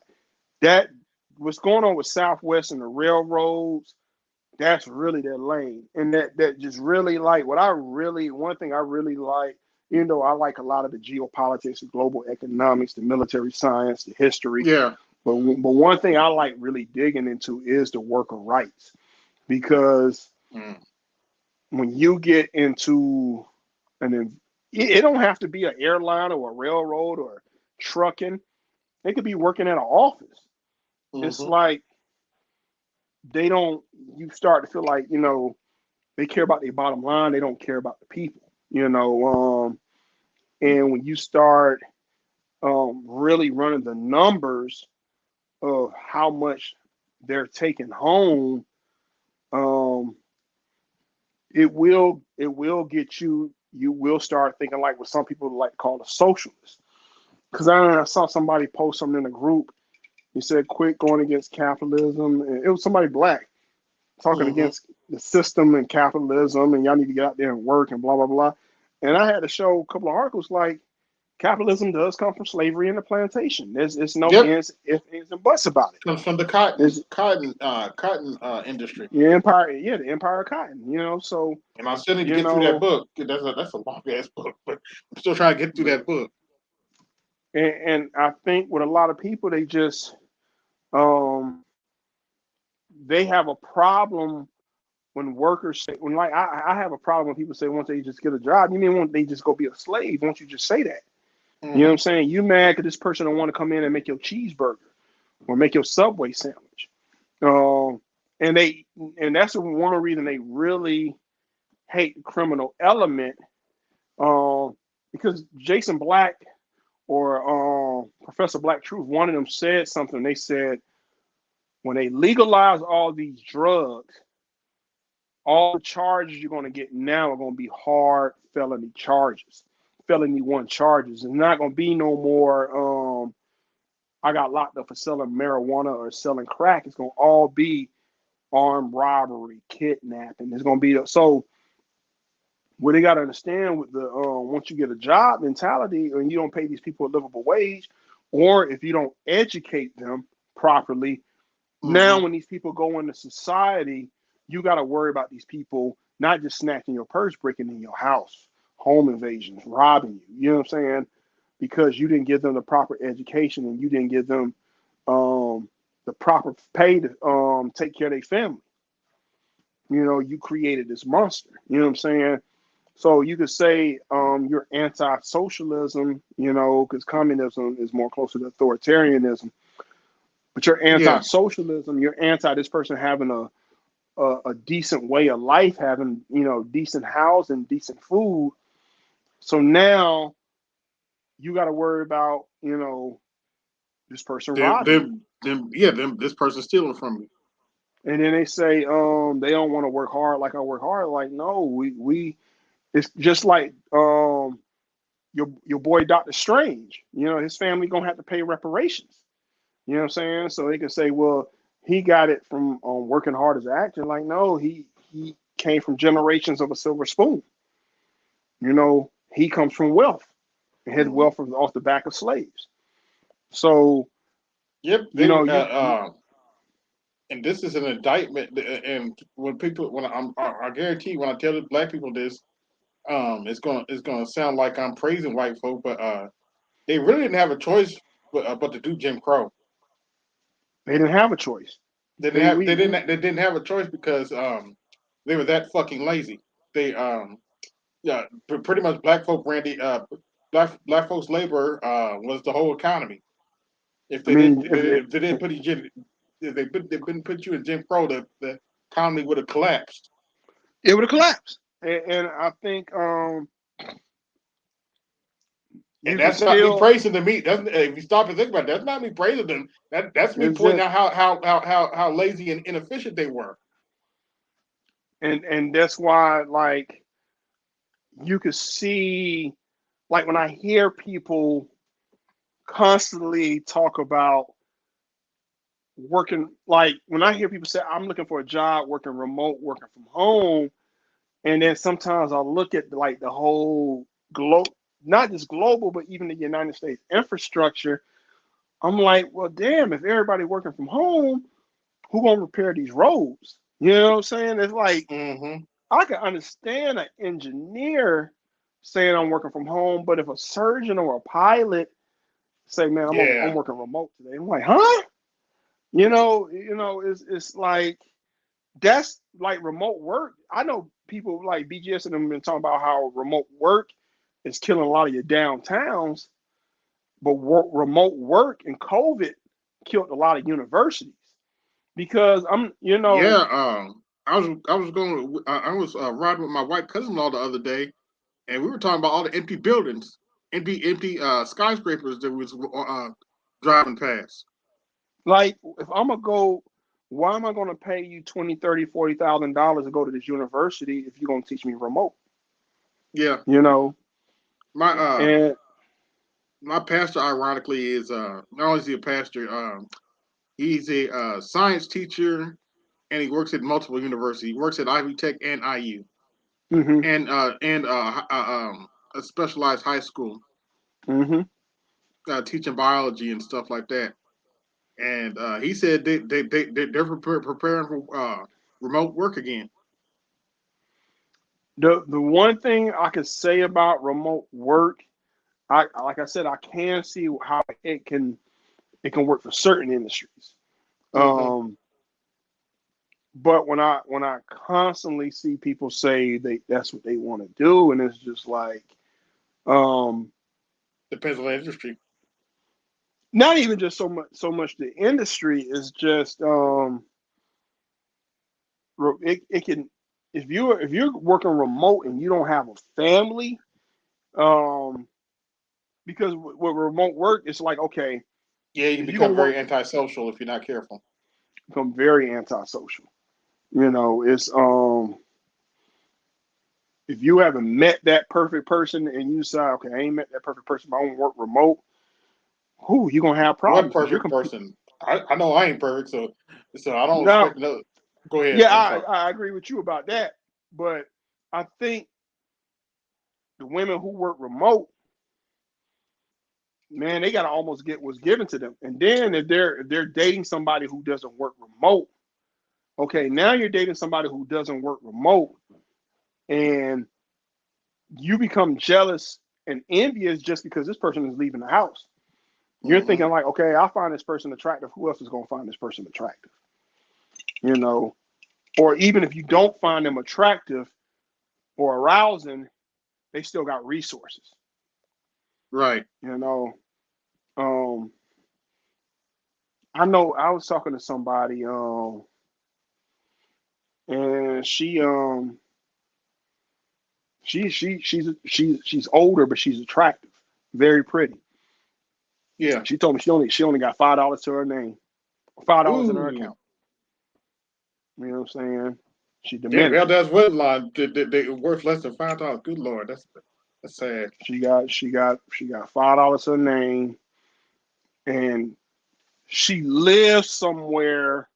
She lives in the United States, Hmm. but she don't live in a major city. She lives close to a major city, but she lives not in like Philly. She lives in like Allentown. That's the other thing. Sometimes the women that they be very attractive, but they live in somewhere that is technically is very remote. It's very, it's like, ooh, a town of 50,000. They live in one of them places where airlines have to decide whether they're gonna fly there or not. Damn. They live in one of them places. I'm trying to like they live in like a Fort Wayne basically, or South. Okay. Now people they're gonna fly to South Bend because of Notre Dame, so they live more in a Fort Wayne or Evansville or Hmm. Bloomington. They live in those kind of places, you know. Um, and that makes a big. So a lot of times, even though I know people go in hard on the single mothers and the baby mothers, a lot of times living in those type of environments, um, you're gonna you may not become a wife, but you definitely gonna become a single mother just because you're Hmm. in that environment, and you're probably not gonna leave that environment. You know what I'm saying? Um, and if you come from a big family, if you come from a family of having three or four siblings, um, Hmm. and even though you got a job, you probably didn't get the best education. You're not ever leaving that place. And so when people talk about certain places and they say, oh, like I know a lot of our content creators, they come out of the Raleigh Durham area, North Carolina. I want to say Right. Angry Man, Are the Art of Itmore, Edmore, Ed? and Ed. They all in the same area. They're all in that Hmm. that that that specific same area. There's and that area lets you know how black that area is. That you got three black manosphere content creators out of that area. The area is Durham is very black, very very black. Um, and believe it or not, another reason that area is very black is you got North Carolina State, and Duke all in that area. And Mm-hmm.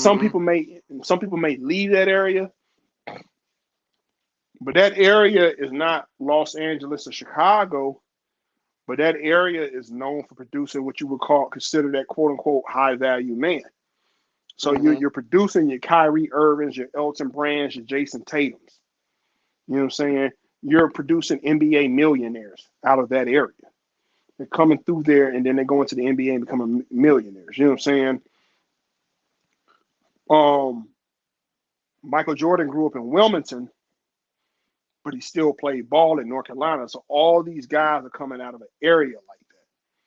So if you're a woman from that area, your ex is going to, and you're attractive. If you're 7, then your ex is going to be one of these type of guys. So generally, the more attractive women, they don't get the same bite at something like that if they're more out of a certain part of Indiana, a certain part of Pennsylvania, um, Mm-hmm. certain part of Connecticut. You know, um, North Carolina just so happened to be known for basketball, and Charlotte is more known. Charlotte is more integrated with football because Charlotte is an hour from Clemson. So it's a lot of a lot of these areas is more of